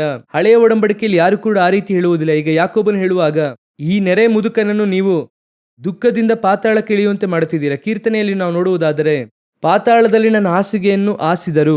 ಯೋಬನು ಕೂಡ ಹೇಳುವಾಗ ಹೇಳುತ್ತಾರೆ ನಾನು ಪಾತಾಳದಲ್ಲಿ. ಹಾಗಾದ್ರೆ ಎಲ್ಲರೂ ಕೂಡ ಪಾತಾಳದ ಕುರಿತಾಗಿ ಮಾತನಾಡುತ್ತಾರೆ. ಏನ್ ಕಾರಣ ಅಂದರೆ ಅವರಿಗೆ ಅವತ್ತು ಒಂದು ಆತ್ಮಿಕವಾದಂತಹ ತಿಳುವಳಿಕೆ ಇತ್ತು, ನಾವೆಲ್ಲರೂ ಕೂಡ ಪಾತಾಳಕ್ಕೆ ಹೋಗುತ್ತೇವೆ ಎಂಬುದಾಗಿ. ಇವತ್ತು ಯೇಸು ನಮಗೆ ಬಂದಿರುವುದರಿಂದ ನಾವು ಪರಲೋಕಕ್ಕೆ ಹೋಗುತ್ತೇವೆ ಎಂಬುದಾಗಿ ಇದೆ. ಸೊ ಆ ಕೆಳಗಿನ ಪಾತಾಳದಲ್ಲಿದ್ದಂಥವರಿಗೆ ಹೆಸರೇನೆ ಐಶ್ವರ್ಯವಂತರು, ದುರ್ಮಾರ್ಗರು, ದೇವರನ್ನು ತಿಳಿದು ಅಂಗೀಕರಿಸದೇ ಇರುವಂಥವರು. ವಾಕ್ಯ ಹೇಳುತ್ತದೆ, ಈ ಒಂದು ವಾಕ್ಯ 9ನೇ ಅಧ್ಯಾಯ 11ನೇ ವಾಕ್ಯ, ನೀರಿಲ್ಲದೆ ಇರುವಂತಹ ಬಾವಿಯೊಳಗೆ ಸೆರೆಯಾಗಿರುವಂತಹ ನಿನ್ನವರನ್ನು. ಅದರ ಮೇಲೆ ಇರುವಂತಹ ವಾಕ್ಯವೇ ಬಹಳ ಇಂಪಾರ್ಟೆಂಟ್ ಆದಂತಹ ವಾಕ್ಯ. ನನ್ನ ಜನವೇ, ನೀನು ಒಡಂಬಡಿಕೆ ಮಾಡಿಕೊಂಡಾಗ ಸುರಿಸಿದ ರಕ್ತವನ್ನು ನಾನು ಸ್ಮರಿಸಿ. ನಿನ್ನ ಒಡಂಬಡಿಕೆ ರಕ್ತ ಅಂದ್ರೆ ಏನು? ನಾವೆಲ್ಲ ಯೇಸುವಿನ ರಕ್ತದಿಂದ ವಿಮೋಚಿಸಲ್ಪಟ್ಟವರು. ಆದರೆ ಆ ಸ್ಥಳದಲ್ಲಿ ವಾಕ್ಯ ಹೇಳುತ್ತದೆ ನೀನು ಒಡಂಬಡಿಕೆ ಮಾಡಿಕೊಂಡಾಗ ಸುರಿಸಿದ ರಕ್ತ. ಹಾಗಂದ್ರೆ ಏನರ್ಥ ಅಂದ್ರೆ ಇವರೆಲ್ಲರೂ ಧರ್ಮಶಾಸ್ತ್ರದ ಪ್ರಕಾರವಾಗಿರುವಂತಹ ದೇವಭಕ್ತರು. ಅವರೇನೆ ಆ ಸ್ಥಳದಲ್ಲಿದ್ದಾರೆ. ಅವರೇ ಸುನ್ನತಿಯ ಮೂಲಕವಾಗಿ ಒಡಂಬಡಿಕೆಯನ್ನು ಮಾಡಿಕೊಳ್ಳಲ್ಪಟ್ಟವರು. ಸೊ ನಿನ್ನ ಒಡಂಬಡಿಕೆಯ ರಕ್ತದಿಂದ ನಾನು ಬರಮಾಡುವೆನು. ಹಾಗಂದ್ರೆ ಅರ್ಥ ಏನೆಂಬುದಾಗಿ ನೋಡುವುದಾದರೆ ಅವರು ಆ ಕತ್ತೆಯನ್ನು ಹತ್ತಿ ಆ ಯೆರೂಸಲೇಮಿನೊಳಗೆ ಬರುವುದಕ್ಕೆ ಮೊದಲ ಕಾರಣ ಏನೆಂಬುದಾಗಿ ನೋಡುವುದಾದರೆ ಅಲ್ಲಿರುವಂತಹ ಜನರನ್ನು, ಪಾತಾಳದಲ್ಲಿರುವಂಥವರನ್ನು, ಧರ್ಮಶಾಸ್ತ್ರದ ಪ್ರಕಾರ ಕರೆಕ್ಟ್ ಆಗಿರುವಂಥವರನ್ನು ವಿಮೋಚಿಸುವುದಕ್ಕೋಸ್ಕರ ಯೇಸು ಬರುತ್ತಾರೆ. ಇದೇ ಮೊದಲನೆಯದಾಗಿ ಅವರು ಅಲ್ಲಿ ಪ್ರವೇಶಿಸುವುದಕ್ಕೆ ಅಥವಾ ಕತ್ತೆಯ ಮೇಲೆ ಕತ್ತೆಯ ಮರಿ ಹತ್ತಿದವರಾಗಿ ಬರುವುದರ ಉದ್ದೇಶ. ಹಾಗಾದರೆ ಈ ಮೆರವಣಿಗೆ ಯಾತಕ್ಕೋಸ್ಕರವಾಗಿ? ಈಗ ನಾವು ಈ ಒಂದು ಗರಿ ಹಬ್ಬವನ್ನು ವರ್ಷಕ್ಕೆ ಒಮ್ಮೆ ಆಚರಿಸುವಂಥ ಹಬ್ಬವಾಗಿ ನೋಡುತ್ತೇವೆ ಅಥವಾ ಇದನ್ನು ಒಂದು ವಿಧಾನವಾಗಿ ಇಟ್ಟುಕೊಂಡಿದ್ದೇವೆ. ಆದರೆ ಸತ್ಯವೇದದ ಪ್ರಕಾರ ಪ್ರವಾದಿ ಹೇಳಿದ ಮಾತು ನೆರವೇರುವಂತೆ ಎಲ್ಲಿ ಪ್ರವಾದನೆ ಹೇಳಲ್ಪಟ್ಟಿದೆ? ಜಕರ್ಯನ ಪುಸ್ತಕದಲ್ಲಿ. ಅದನ್ನು ಯೇಸು ಕ್ರಿಸ್ತನು ಮತ್ತಾಯ 21ರಲ್ಲಿ, ಲೂಕನ ಬರೆದ ಸುವಾರ್ತೆಯಲ್ಲಿ, ಮಾರ್ಕನ ಬರೆದ ಸುವಾರ್ತೆಯಲ್ಲಿ ಮಾಡುತ್ತಾರೆ ನಾವು ನೋಡಿದ್ದೇವೆ. ಹಾಗಾದರೆ ಇದರ ಉದ್ದೇಶ ಏನು? ಇದು ಯಾವುದರ ಕುರಿತು ಹೇಳುತ್ತಿದೆ? ನಾವು ಈ ಒಂದು ಪ್ರೊಸೆಷನ್ ಹೋಗುವಾಗ ಸೆರೆಯಾಗಿರುವವರನ್ನು ಬಿಡುಗಡೆ ಮಾಡಬೇಕು. ಇದರ ಉದ್ದೇಶ ಸೆರೆಯಾಗಿರುವಂಥವರು ಬಿಡುಗಡೆ ಆಗಬೇಕು. ನಾವು ಇವತ್ತು ಬಹಳ ಶ್ರೇಷ್ಠವಾದಂಥ ಯೇಸು ಕ್ರಿಸ್ತನ ಆಶೀರ್ವಾದವನ್ನು ಇಟ್ಟುಕೊಂಡಿದ್ದೇವೆ. ಅದೇ ಆತನ ರಕ್ತ. ಅವತ್ತು ಅವರು ಅವರ ಒಡಂಬಡಿಕೆಯ ರಕ್ತದಿಂದ ವಿಮೋಚಿಸಲ್ಪಟ್ಟರು. ಇವತ್ತು ನಾವು ಯೇಸು ಕ್ರಿಸ್ತನ ರಕ್ತದಿಂದ ವಿಮೋಚಿಸಲ್ಪಟ್ಟಿದ್ದೇವೆ. ಇವತ್ತು ಎಷ್ಟೋ ಜನ ಸರಿಯಾಗಿದ್ದಾರೆ, ಎಷ್ಟೋ ಜನ ದೇವರನ್ನು ಬಿಟ್ಟು ದೂರ ಹೋಗಿದ್ದಾರೆ, ಎಷ್ಟೋ ಜನ ಕ್ರಿಸ್ತನನ್ನು ಅರಿಯದವರಾಗಿ ಇದ್ದಾರೆ. ಇವರನ್ನು ಯಾರು ವಿಮೋಚಿಸುವಂಥದ್ದು? ಯೇಸು ಕ್ರಿಸ್ತನು ಒಂದೊಂದು ಬಾರಿಯೂ ಆಕಾಶದಲ್ಲಿ ಪ್ರತ್ಯಕ್ಷವಾಗಬೇಕಂದ್ರೆ ಒಂದೇ ಸಾರಿ ಬಂದು ಅವರು ಸುವಾರ್ತೆ ಸಾರಬಹುದಾಗಿತ್ತು. ಆದರೆ ಈಗ ಅವರು ನಮಗೆ ಕೊಟ್ಟಿರುವಂಥ ಆಜ್ಞೆ, ನೀವು ಸಕಲ ಜನರಿಗೆ ಹೋಗಿ ಸುವಾರ್ತೆಯನ್ನು ಸಾರಿರಿ. ಸುವಾರ್ತೆ ನಮ್ಮ ಮೇಲಿರುವಂತ ಜವಾಬ್ದಾರಿ. ಹಾಗಾದ್ರೆ ಈ ಪ್ರಯಾಣದಲ್ಲಿ ನಾವು ಮಾಡಬೇಕಾದಂತ ಎರಡನೇ ಬಹಳ ಮುಖ್ಯವಾದ ವಿಷಯ ಏನು? ಮೊದಲನೇದಾಗಿ ಅವರಿಗೆ ತಿಳಿಸುವಂಥದ್ದು ಅವರೇ ದೇವರೆಂಬುದಾಗಿ. ಎರಡನೇದಾಗಿ ಸರಿಯಾಗಿರುವವರನ್ನು ಬಿಡಿಸುವಂಥದ್ದು, ಕಟ್ಟಲ್ಪಟ್ಟವರನ್ನು. ನೀವು ಚೆನ್ನಾಗಿ ನೋಡುವುದಾದರೆ ಯೆಹೆಜ್ಕೇಲ ಪುಸ್ತಕ 34ನೇ ಅಧ್ಯಾಯದಲ್ಲಿ ದೇವರು ಹೇಳುತ್ತಾರೆ, ಅನೇಕ ವಿಧವಾದಂತಹ ಕುರಿಗಳಿದೆ, ಒಂದೊಂದು ಕುರಿಗಳನ್ನು ಒಂದೊಂದು ವಿಧವಾಗಿ ಸ್ವಸ್ಥಪಡಿಸಬೇಕು. ಗಾಯಗೊಂಡಿರುವಂಥದ್ದು, ಕಟ್ಟಲ್ಪಟ್ಟಿರುವಂಥದ್ದು, ಆನಂತರವಾಗಿ ಮುರಿಯಲ್ಪಟ್ಟದೆಂದು ಹೇಳುತ್ತಾರೆ. ಇದೆಲ್ಲವೂ ಕೂಡ ಯಾರನ್ನು ಸೂಚಿಸುತ್ತದೆ ಅಂದ್ರೆ ಆತ್ಮಗಳನ್ನು. ಈ ಆತ್ಮಗಳೆಲ್ಲ ಎಲ್ಲಿದ್ದಾರೆ ಅಂದ್ರೆ ಇದೇ ಸಭೆಯ ಆಚೆ ಈ ನಗರದಲ್ಲಿ ಇದ್ದಾರೆ. ಇಲ್ಲಿರುವಂತ ಎಲ್ಲರನ್ನೂ ಕೂಡ ಬಿಡುಗಡೆ ಮಾಡುವಂತ ಜವಾಬ್ದಾರಿ ಯಾರ ಮೇಲೆ ಇದೆ ಅಂದ್ರೆ ನಮ್ಮ ಮೇಲೆ ಇದೆ. ನಾವು ಅದನ್ನು ಮಾಡುತ್ತೇವಾ? ನಾವು ಅದನ್ನು ಹೇಗೆ ನೋಡುತ್ತೇವೆ? ನಮ್ಮ ಪ್ರಕಾರವಾಗಿ ಇದು ಒಂದು ಹಬ್ಬ ಅಷ್ಟೇನೆ, ಅಥವಾ ಒಂದು ಮಾಡಬೇಕಾದ ಸಂಪ್ರದಾಯ ಅಷ್ಟೇನೆ. ಆದರೆ ಬೈಬಲ್ ಪ್ರಕಾರವಾಗಿ ಯೇಸು ಯಾಕೆ ಕತ್ತೆಯ ಮೇಲೆ ಒಳಗೆ ಬಂದ್ರು? ಸುಮ್ನೆ ಬಂದ್ರ ಅಂದ್ರೆ ಇಲ್ಲ. ಜಕರಿಯನ ಪುಸ್ತಕದಲ್ಲಿ ಹೇಳಲ್ಪಟ್ಟಿರುವಂತದ್ದು ಯೇಸು ಕ್ರಿಸ್ತನು ಬರುವುದಕ್ಕಿಂತ 500 ವರ್ಷಗಳಿಗಿಂತ ಮುಂಚೆ. ಯಾಕೆ ಹಾಗೆ ಹೇಳಲ್ಪಟ್ಟಿದೆ ಅಂದ್ರೆ, ನಾನು ಬಂದು ನಿನ್ನವರನ್ನು ಬಿಡಿಸುತ್ತೇನೆ. ಅದಕ್ಕಾಗಿ ಅವರು ಅರಸನಾಗಿ ಒಳಗೆ ಪ್ರವೇಶಿಸುತ್ತಾರೆ. ಯಾವಾಗಲೂ ಕೂಡ ನೋಡಿ, ಈಗ ನಮ್ಮ ದೇಶದ ಸೈನಿಕರನ್ನು ಇನ್ನೊಂದು ದೇಶದವರು ಹಿಡ್ಕೊಂಡು ಹೋದ್ರು ಅಂದ್ರೆ ಆ ದೇಶಕ್ಕೆ ಹೋಗಿ ಅಲ್ಲಿ ಅವರೊಂದಿಗೆ ಯುದ್ಧ ಮಾಡಿ ಅವರನ್ನು ಬಿಡಿಸಿಕೊಂಡು ಬರುತ್ತಾರೆ. ಅದಕ್ಕೆ ಯಾರು ಹೋಗ್ಬೇಕು? ನಮ್ಮ ದೇಶದಲ್ಲಿರುವಂತಹ ಸೈನ್ಯದ ನಾಯಕರು, ಅಧ್ಯಕ್ಷರು ಅವರು ಹೋಗ್ಬೇಕು. ಅದನ್ನೇ ಯೇಸು ಮಾಡುತ್ತಾರೆ. ಅವರು ಅರಸನಾಗಿ ಒಳಗೆ ಪ್ರವೇಶಿಸಿ ಅವರಿಗೆ ಸಂಬಂಧಪಟ್ಟವರಲ್ಲಿ ಕಟ್ಟಲ್ಪಟ್ಟಿದ್ದಾರೆ, ಅವರನ್ನು ಬಿಡುಗಡೆ ಮಾಡಬೇಕು. ಅಲ್ಲಿ ಅವರನ್ನು ಕಟ್ಟಿ ಹಾಕಿರುವವನನ್ನು ಜಯಿಸಬೇಕು. ಆ ವಿರೋಧ ದೇಶದ ಅರಸನನ್ನು ಜಯಿಸಬೇಕು, ಅವನೇ ಸೈತಾನನು. ಜಯಿಸಿ ಅವರನ್ನು ಬಿಡುಗಡೆ ಮಾಡಬೇಕು. ಅದಕ್ಕಾಗಿ ಯೇಸು ಕ್ರಿಸ್ತನು ಕತ್ತೆಯ ಮೇಲೆ, ಕತ್ತೆಯ ಮರೆಯ ಮೇಲೆ ಹತ್ತಿದವನಾಗಿ ಬರುತ್ತಾರೆ ಎಂಬುದಾಗಿ ನೋಡುತ್ತೇವೆ. ಇವತ್ತು ನಮ್ಮ ಮೆರವಣಿಗೆ ಆ ಒಂದು ಉದ್ದೇಶಕ್ಕಾಗಿ ಅಲ್ಲ, ಕಟ್ಟಲ್ಪಟ್ಟವರನ್ನು ಬಿಡುಗಡೆಗೊಳಿಸುವುದಕ್ಕಾಗಿ ಅಲ್ಲ, ಸರಿಯಾಗಿರುವವರನ್ನು ಬಿಡುಗಡೆ ಮಾಡುವುದಕ್ಕಾಗಿ ಅಲ್ಲ. ನಾವು ಅದನ್ನು ಒಂದು ಸಂಪ್ರದಾಯವಾಗಿ ಮಾಡಿದ್ದೇವೆ. ಹಾಗಾದರೆ ಈ ಒಂದು ಮೆರವಣಿಗೆಯನ್ನು ನೀವು ಅರ್ಥವುಳ್ಳದಾಗಿ ಮಾಡಬೇಕು. ಸತ್ಯವೇದದಲ್ಲಿ ಹೇಳಲ್ಪಟ್ಟ ಪ್ರಕಾರವಾಗಿ ನೀವು ಕರೆಕ್ಟಾಗಿ ಮಾಡಿ ಮುಗಿಸಬೇಕು ಅಂದರೆ ನಾವು ಮೊದಲು ನೋಡಿದ ಹಾಗೆ ಮೊದಲನೇದಾಗಿ ನಾವು ಸುವಾರ್ತೆ ಸಾರುವವರಾಗಿ ಮಾರ್ಪಡಬೇಕು. ಎರಡನೇದಾಗಿ ನೀವು ಕಟ್ಟಲ್ಪಟ್ಟವರನ್ನು ಬಿಡುಗಡೆ ಮಾಡುವಂಥದ್ದು. ಯೇಸು ಕ್ರಿಸ್ತನನ್ನು ನೋಡಿ, ಶಿಷ್ಯರನ್ನು ಕಳುಹಿಸುವಾಗ ನೀವು ನನ್ನೊಂದಿಗೆ ಇರುವ ಹಾಗೆಯೂ ಪ್ರಸಂಗಿಸುವುದಕ್ಕೂ ಗುಣಪಡಿಸುವುದಕ್ಕೂ ಬಿಡುಗಡೆಗೊಳಿಸುವುದಕ್ಕೂ 4 ಕೆಲಸ ಕೊಡುತ್ತಾರೆ. ವ್ಯಾಧಿಯಸ್ಥರನ್ನು ಗುಣಪಡಿಸುವುದಕ್ಕಾಗಿ, ಕಡೆಯದಾಗಿ ಬಿಡುಗಡೆಗೊಳಿಸುವುದಕ್ಕೆ. ಅಪೊಸ್ತಲರ ಕೃತ್ಯಗಳು 10ನೇ ಅಧ್ಯಾಯದಲ್ಲಿ ವಾಕ್ಯ ಹೇಳುತ್ತದೆ, ತಂದೆಯಾಗಿರುವಂತ ದೇವರು ಯೇಸು ಕ್ರಿಸ್ತನನ್ನು ಯಾಕೆ ಅಭಿಷೇಕ ಮಾಡಿದ್ರು ಅಂದ್ರೆ ದೆವ್ವಗಳಿಂದ ಕಟ್ಟಲ್ಪಟ್ಟಂತ ಯಾವರನ್ನು ಗುಣಪಡಿಸುವುದಕ್ಕಾಗಿ ಅವರು ಅಭಿಷೇಕ ಮಾಡಲ್ಪಟ್ಟರು. ಇವತ್ತು ನಾವು ಎಂಥವರಾಗಿ ಇದ್ದೇವೆ? ನಾವು, ನಮ್ಮ ಕುಟುಂಬ, ನಮ್ಮ ಆಶೀರ್ವಾದ ಎಲ್ಲ ಓಕೆ, ಕರ್ತನು ಕೊಟ್ಟಿದ್ದಾರೆ, ನಾವು ಸಂತೋಷವಾಗಿದ್ದೇವೆ, ಅದರಲ್ಲಿ ಸಂದೇಹವಿಲ್ಲ. ಆದರೆ ನಮ್ಮಿಂದ ಯಾರಿಗೆ ಏನು ಪ್ರಯೋಜನ? ನಾವು ಯಾರನ್ನಾದ್ರೂ ಬಿಡುಗಡೆ ಮಾಡಿದ್ದೇವಾ? ಮಿಷನರಿಗೆ ಸಪೋರ್ಟ್ ಮಾಡುತ್ತೇವೆ. ಯಾವತ್ತಾದ್ರೂ ಆ ಮಿಷನರಿ ಸ್ಥಳಕ್ಕೆ ಹೋಗಿದ್ದೀರಾ? ಮಿಷನರಿಗೆ ಕಳುಹಿಸುವಂಥದ್ದು ಬಹಳ ಸಂತೋಷ, ಅದು ಒಳ್ಳೆಯ ಕಾರ್ಯ, ನಾನು ತಪ್ಪೆಂದು ಹೇಳುತ್ತಿಲ್ಲ. ಆದರೆ ನಮಗೆ ಒಂದು ವಿಷಯವನ್ನು ತಪ್ಪಾಗಿ ಹೇಳಿಕೊಟ್ಟಿದ್ದಾರೆ. ಅವತ್ತು ಇದ್ದಂಥ ಪರಿಸ್ಥಿತಿಗೆ ಅವರು ಆ ರೀತಿಯಾಗಿ ಹೇಳಿರುತ್ತಾರೆ, ಅದನ್ನು ತಪ್ಪೆಂದು ಹೇಳುವುದಕ್ಕಾಗಲ್ಲ. ಅವತ್ತಿದ್ದಂಥವ್ರು ಹೇಳಿದ್ರು, ಏನು ಹೇಳಿಕೊಟ್ರಂತ ನೋಡುವುದಾದರೆ ಗೋ ಆರ್ ಸೆಂಡ್ ಅಂತ ಹೇಳಿಕೊಟ್ರು ಅಲ್ವಾ? ಒಂದು ಹೋಗಿರಿ ಅಥವಾ ಕಳುಹಿಸಿರಿ ಎಂಬುದಾಗಿ. ನೀವೇನು ಮಾಡಿದ್ರಿ ಅಂದರೆ ಆ ಗೋವನ್ನು ತೆಗೆದಾಕ್ಬಿಟ್ರಿ, ಸೆಂಡ್ ಮಾತ್ರ ಇಟ್ಕೊಂಡಿದ್ದೀರಾ. ಸೆಂಡ್, ಕಳಿಸೋಣ, ಅದು ಎಷ್ಟೆಂಬುದಾಗಿ ನಮ್ಮ ಬಲಕ್ಕನುಸಾರವಾಗಿ ಇದೆ, ನಮ್ಮ ಹೃದಯಕ್ಕೆ ತಕ್ಕ ಹಾಗೆ ಕಳುಹಿಸುತ್ತೇವೆ. ಮಿಷನರಿಗಳಿಗೆ ಅದು ಉಪಯೋಗವಾಗುತ್ತದೆ, ಸುವಾರ್ತೆ ಸಾರಲ್ಪಡುತ್ತದೆ, ಇಲ್ಲ ಅಂತ ಹೇಳುತ್ತಿಲ್ಲ. ನೀವು ಯಾವತ್ತಾದರೂ ಸ್ಥಳಕ್ಕೆ ಹೋಗಿದ್ದೀರಾ? ಅವ್ರು ಏನು ಮಾಡುತ್ತಾ ಇದ್ದಾರೆ ಎಂಬುದಾಗಿ ನೋಡಿದ್ದೀರಾ? ಹೋಗಬೇಕು. ಆಗಲೇ ನೀವು ಕೊಡುವಂಥ ಹಣದ ವಿಷಯದಲ್ಲಿ ನಿಮಗೆ ಗರ್ವ ಬರುವುದಿಲ್ಲ. ಈಗ ನೀವು ಕೊಡುವಂಥ ಹಣದ ವಿಷಯದಲ್ಲಿ ನಿಮಗೆ ಗರ್ವ ಖಂಡಿತವಾಗಿರುತ್ತದೆ. ಹೇಗೂ 4 ಜನರಿಗೆ ಹೇಳುತ್ತೀರಾ, ನಾವು 2 ಮಿಷನರಿಗೆ ಸಹಾಯ ಮಾಡುತ್ತೇವೆ ಅಂತ. ಮತ್ತೆ ಹೇಳುತ್ತೇನೆ, ನೀವು ಹಾಗೆ ಮಾಡುವಂಥದ್ದು ಒಳ್ಳೆಯದೇ. ಆದರೆ ವರ್ಷಕ್ಕೆ ಒಮ್ಮೆ ಆದರೂ ನೀವು ಅಲ್ಲಿ ಹೋಗಿ ನೋಡಿರಿ, ಆಗಲೇ ನೀವು ಕಳುಹಿಸುವಂಥ ಹಣದ ಮೌಲ್ಯ ಏನೆಂಬುದಾಗಿ ನಿಮಗೆ ಅರ್ಥವಾಗುತ್ತದೆ. ಆ ಹಣಕ್ಕಿಂತಲೂ ಹೇಗೆ ಅವರು ತಮ್ಮ ಪ್ರಾಣವನ್ನೇ ಒತ್ತೆ ಇಟ್ಟು ಅಲ್ಲಿ ಸೇವೆ ಮಾಡುತ್ತಿದ್ದಾರೆ. ಮನುಷ್ಯರ ಮಧ್ಯದಲ್ಲಿ, ಮೃಗಗಳ ಮಧ್ಯದಲ್ಲಿ, ಕಾಡುಗಳ ಮಧ್ಯದಲ್ಲಿ ಅವ್ರು ಏನು ಮಾಡುತ್ತಿದ್ದಾರೆ ಎಂಬುದಾಗಿ ನಾವು ಏನು ಮಾಡಬೇಕು? ಅಲ್ಲಿ ಹೋಗಿ ನೋಡಬೇಕು. ಅವನು ಒಂದೊಂದು ದಿನವೂ ಮೃಗದ ನಡುವೆ ಓಡುತ್ತಾನೆ. ಅದರ ಉದ್ದೇಶ ಏನು? ನೀವು ಕಳುಹಿಸುವಂಥ ಹಣ ಅವರಿಗೆ ಸಹಾಯವಾಗಿರುತ್ತದೆ, ಇಲ್ಲ ಅಂತ ಹೇಳುತ್ತಿಲ್ಲ. ಕಳುಹಿಸದಿದ್ರೂ ಅವರ ಜೀವಿತ ನಡೆಸುತ್ತಾರೆ, ದೇವರು ಹೇಗೂ ಪೋಷಿಸುತ್ತಾರೆ. ಆದರೆ ಅವರೇ ಕಟ್ಟಲ್ಪಟ್ಟಂಥವರನ್ನು ಬಿಡುಗಡೆ ಮಾಡುವುದಕ್ಕಾಗಿ ಹೋಗಿರುವಂಥವರು. ಆ ರೀತಿಯಾಗಿ ನೀವು ಕೂಡ ಒಂದು ಸಾರಿ ಹೋಗಿ ನೋಡಿರಿ. ಅಲ್ಲಿರುವಂಥ ಗುಡ್ಡ ಗ್ರಾಮದಲ್ಲಿ, ಅಲ್ಲಿರುವಂಥ ಕಾಡಿನಲ್ಲಿ ಒಂದು ಆತ್ಮದೊಂದಿಗೆ ಮಾತನಾಡುವಂಥದ್ದು ನೀವು ಇಲ್ಲಿ 5,000 ಜನರೊಂದಿಗೆ ಮಾತನಾಡುವುದಕ್ಕೆ ಸಮ. ನಾನು ಒಂದು ಸಾರಿ ಹೋಗಿದ್ದಾಗ ಹೆಚ್ಚು ಕಮ್ಮಿ 15-20 ಕಿಲೋಮೀಟರ್ ನಡೆಸ್ಕೊಂಡು ಕರ್ಕೊಂಡೋದ್ರು. ಒಂದು ಸ್ಥಳಕ್ಕೆ ಕರ್ಕೊಂಡು ಹೋಗಿ ಅಲ್ಲಿ ನೋಡಿದ್ರೆ ಜಾಸ್ತಿ ಅಂದ್ರೆ ಒಂದು 10 ಜನ ಕೂಡ ಇಲ್ಲ. ಬೆಟ್ಟದ ಮೇಲೆ ಇದ್ದಾರೆ. ಆದರೆ ಆ 10 ಜನರನ್ನು ಅವರು ವಾರ ವಾರ ಹೋಗಿ ನೋಡುತ್ತಾರೆ, ಹೋಗಿ ಸುವಾರ್ತೆ ಸಾರುತ್ತಾರೆ. ಇದುವೇ ಕಟ್ಟಲ್ಪಟ್ಟವರನ್ನು ಬಿಡುಗಡೆ ಮಾಡುವಂಥದ್ದು. ನಾವಿವತ್ತು ಹಾಗೆ ಮಾಡುತ್ತಿದ್ದೇವಾ? ಅಂಥ ಕಾರ್ಯ ಮಾಡುತ್ತಿದ್ದೇವಾ? ನಾವು ಖಂಡಿತವಾಗಿ ಕೊಡುತ್ತೇವೆ, ಇಲ್ಲ ಎಂಬುದಾಗಿ ಹೇಳುತ್ತಿಲ್ಲ. ಆದರೆ ನಮಗೆ ಚಿಕ್ಕ ಹೆಮ್ಮೆ ಇರುತ್ತದೆ ಮೈಂಡಲ್ಲಿ. ನಾವು ಯಾರಿಗಾದರೂ ಹೇಳುತ್ತೇವೆ, ಕೇಳುವಾಗ ಹೇಳುತ್ತೇವೆ, ನಾವು ಇಬ್ಬರು ಮಿಷನರಿಗೆ ಸಪೋರ್ಟ್ ಮಾಡುತ್ತಿದ್ದೇವೆ, ಹಾಗೆ ಹೇಳುತ್ತೇವೆ. ದಯವಿಟ್ಟು ನೀವು ಇಳಿದು ಸೇವೆ ಮಾಡಿರಿ. ಕರ್ತನಿಗೋಸ್ಕರವಾಗಿ ನಿಮ್ಮ ಕಾಲುಗಳು ನಡೆಯಲಿ. ಕರ್ತನಿಗೋಸ್ಕರ ನಿಮ್ಮ ಕೈಗಳು ಕರಪತ್ರ ಕೊಡಲಿ. ಹಣ ಕೊಡುವಂಥದ್ದು ಇರಲಿ, ಟ್ರ್ಯಾಕ್ಸ್ ಕೊಡಲಿ. ಹೋಗಿ ನಿಮ್ಮ ಬಾಯಿ ಸ್ವಲ್ಪ ಸುವಾರ್ತೆಯನ್ನು ಸಾರಲಿ. ಸ್ವಲ್ಪ ದೇವರಿಗಾಗಿ ಹೋಗಿ ಮಾತನಾಡಿ. ದೇವರು ಹಣ ಇಲ್ಲ ಎಂಬುದಾಗಿ ನಿಮ್ಮನ್ನು ಕರೆದಿಲ್ಲ, ದೇವರಿಗೆ ಜನರಿಲ್ಲ ಎಂಬುದಾಗಿ ನಿಮ್ಮನ್ನು ಕರೆದಿದ್ದಾರೆ. ಸತ್ಯವೇದ ಸ್ಪಷ್ಟ ಹೇಳುತ್ತದೆ, ಬೆಳೆಯು ಬಹಳ, ಕೆಲಸಗಾರರು ಸ್ವಲ್ಪ. ಬೆಳೆಯ ಯಜಮಾನನು ಕೂಲಿ ಆಳಿಗೋಸ್ಕರವಾಗಿ ಪ್ರಾರ್ಥಿಸಿರಿ. God need A good heart. ದೇವರು ಸುವಾರ್ತೆ ಸಾರುವಂತ ಒಳ್ಳೆಯ ಹೃದಯವನ್ನು ಎದುರು ನೋಡುತ್ತಿದ್ದಾರೆ. ಕಟ್ಟಲ್ಪಟ್ಟವರನ್ನು ಬಿಡುಗಡೆ ಮಾಡುವುದಕ್ಕಾಗಿ ಯೇಸು ಕತ್ತೆಯ ಮೇಲೆ ಬಂದರು. ಇವತ್ತು ನಾವು ಕಟ್ಟಲ್ಪಟ್ಟವರನ್ನು ಬಿಡುಗಡೆ ಮಾಡುವುದಕ್ಕಾಗಿ ಬಂದಿಲ್ಲ, ಅದನ್ನು ಒಂದು ಸಂಪ್ರದಾಯವಾಗಿ ಮಾಡುತ್ತೇವೆ. ಒಂದು ತೀರ್ಮಾನ ಮಾಡೋಣ. ಒಂದೊಂದು ವಿಷಯದ ಹಿಂದೆ ಒಂದು ಒಳ್ಳೆಯ ತೀರ್ಮಾನ ಇದ್ರೆ ಅದು ಬಹಳ ಪ್ರಯೋಜನವುಳ್ಳದಾಗಿರುತ್ತದೆ. ಒಂದು ತೀರ್ಮಾನ, ಒಂದು ದಿನಕ್ಕೆ ಒಬ್ಬರಿಗಾದರೂ ಸುವಾರ್ತೆಯನ್ನು ಸಾರಿರಿ, ಗಾಸ್ಪೆಲ್ ಹೇಳಿರಿ. ವರ್ಷಕ್ಕೆ ಒಮ್ಮೆ ಆದರೂ ಎಲ್ಲಾದರೂ ಒಂದು ಮಿಷನರಿ ಸ್ಥಳಕ್ಕೆ ಹೋಗಿ ಬನ್ನಿ. ಒಂದು ಮಿಷನರಿ ಸ್ಥಳಕ್ಕೆ ಹೋಗಿ ಬನ್ನಿ. ಒಂದು 2 ದಿನ 3 ದಿನ ಹೋಗಿ ಬನ್ನಿ. ಹೋಗಿ ಅಲ್ಲಿ ತಂಗಿರ್ರಿ. ಅಲ್ಲಿ ತಂಗಿದ್ದು ಬನ್ನಿ. ನಾನು ನಿಮಗೆ ಕರ್ತನ ನಾಮದಲ್ಲಿ ನಿಶ್ಚಯವಾಗಿ ಹೇಳುತ್ತೇನೆ, ಆ 3 ದಿನದ ಪ್ರಯಾಣ ನಿಮ್ಮ ಜೀವಿತವನ್ನು ಪರಿಪೂರ್ಣವಾಗಿ ಮಾರ್ಪಡಿಸುತ್ತದೆ. ಅನೇಕ ಬದಲಾವಣೆಯನ್ನು ತರುತ್ತದೆ. ಇನ್ನು ಹೇಳಬೇಕಂದ್ರೆ ನೀವು ಸ್ಪಿರಿಚುವಲ್ ಆಗಿ ಟ್ರಾನ್ಸ್ಫಾರ್ಮ್ ಆಗುವುದಕ್ಕೆ ಆ ಮಿಷನರಿ ಸ್ಥಳ ಉಪಯುಕ್ತವಾಗಿರುತ್ತದೆ.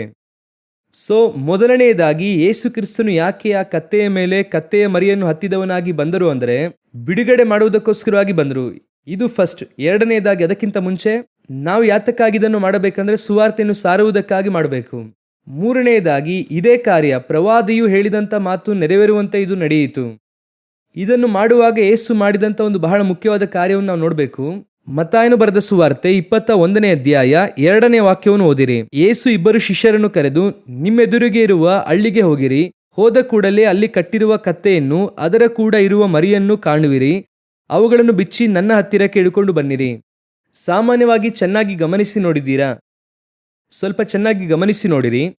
ಕತ್ತೆಯನ್ನು ಕಟ್ಟಿ ಹಾಕುವುದಿಲ್ಲ, ನೋಡಿದ್ದೀರಾ?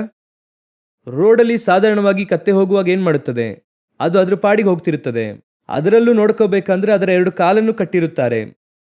ಆದರೆ ಮನೆ ಹತ್ರ ಏನು ಮಾಡುವುದಿಲ್ಲ, ಅದನ್ನು ಕಟ್ಟಿ ಹಾಕಿರುವುದಿಲ್ಲ. ಕಟ್ಟಿ ಹಾಕಿರುವಂಥ ಕತ್ತೆ ಯಾವುದು ಗೊತ್ತಾ? ಮನೆಯೊಳಗೆ ಮನೆ ಹತ್ರ ಒಂದು ಕತ್ತೆಯನ್ನು ಕಟ್ಟಿ ಹಾಕಿರುತ್ತಾರೆ. ಅಂದ್ರೆ ಅದು ಯಾವ ಕತ್ತೆ ಆಗಿರುತ್ತದೆ ಗೊತ್ತಾ? ಕರ್ತನಿಗೆಂದು ಕೊಡುವಂತಹ ಕತ್ತೆಯನ್ನೇ ಕಟ್ಟಿರುತ್ತಾರೆ.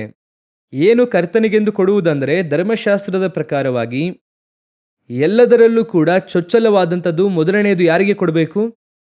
ಕರ್ತನಿಗೆ ಕೊಡಬೇಕು. ಧರ್ಮಶಾಸ್ತ್ರದ ಪ್ರಕಾರ ಎಲ್ಲದರಲ್ಲೂ ಕೂಡ ಚೊಚ್ಚಲವಾದದನ್ನು ದೇವರಿಗೆ ಕೊಡಬೇಕು. ಕುರಿ, ದನ ಎಲ್ಲವನ್ನೂ ಕೂಡ. ಈಗ ನೀವು ದಶಮ ಭಾಗವನ್ನು ಕೊಡುತ್ತೀರಲ್ವಾ? ಅದರ ವಿಷಯ ಏನೆಂದರೆ ಸಂಬಳ ಬಂದ ಕೂಡಲೇ, ಇವತ್ತು ಕೂಡ ಅಂಥವರೆಲ್ಲ ಇದ್ದಾರೆ, ದೇವರ ವಿಷಯದಲ್ಲಿ ಬಹಳ ಕೇರ್ಫುಲ್ ಆಗಿರುತ್ತಾರೆ. ಅಂದರೆ ಸಂಬಳ ಬಂದ ಕೂಡಲೇ ಮೊದಲು ಏನು ಮಾಡುತ್ತಾರೆ? ತೆಗೆದು ದಶಮ ಭಾಗವನ್ನು ಕವರಲ್ಲಿ ಹಾಕಿ ಎತ್ತಿಡುತ್ತಾರೆ. ಇನ್ನೊಂದು ಗ್ರೂಪ್ ಇದೆ, ಹಣವನ್ನೆಲ್ಲ ಖರ್ಚು ಮಾಡಿ ಕಡೆಯದಾಗಿ ನೋಡ್ಕೊಳ್ಳೋಣ ಬಿಡು ಅಂತ ಹೇಳುವ ಗ್ರೂಪು.